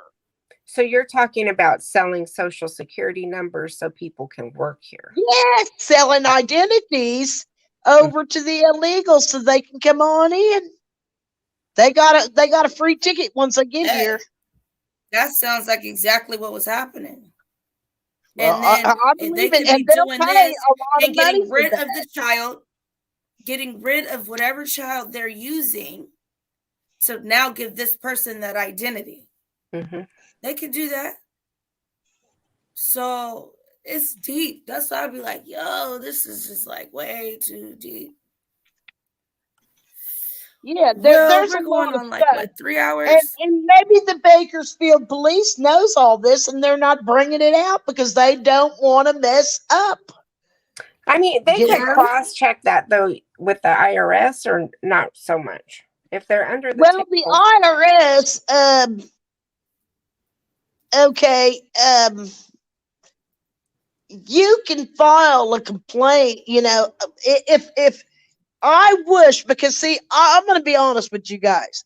I don't have your education. I've got a 3rd grade education, but I'm street smart and I know a lot. You know what I mean? Mm-hmm. And I'm going to tell you, if somebody, I can't do it legibly, but if somebody were to write a letter to the IRS and give Trizelle's birth date and give, you know, the addresses and stuff and say, look, it's alleged, I can't prove it, you know, but it's kind of suspicious that they've got a new car, 2 new houses, a new RV, money to travel to Mexico, you know, but they have no job. And we think that there's a possibility, it's alleged, that there's some fraud going on with the IRS. I'm sure their investigative unit can come up with a lot of stuff because, come on, people, no job. Could you afford a brand new RV, a brand new car, 2 new houses with no job? Let's be honest. His brother. Why did Eileen said she had to give him $5,000 because they had no furniture? You know what? Okay. Like that part of the commentary, I don't agree with.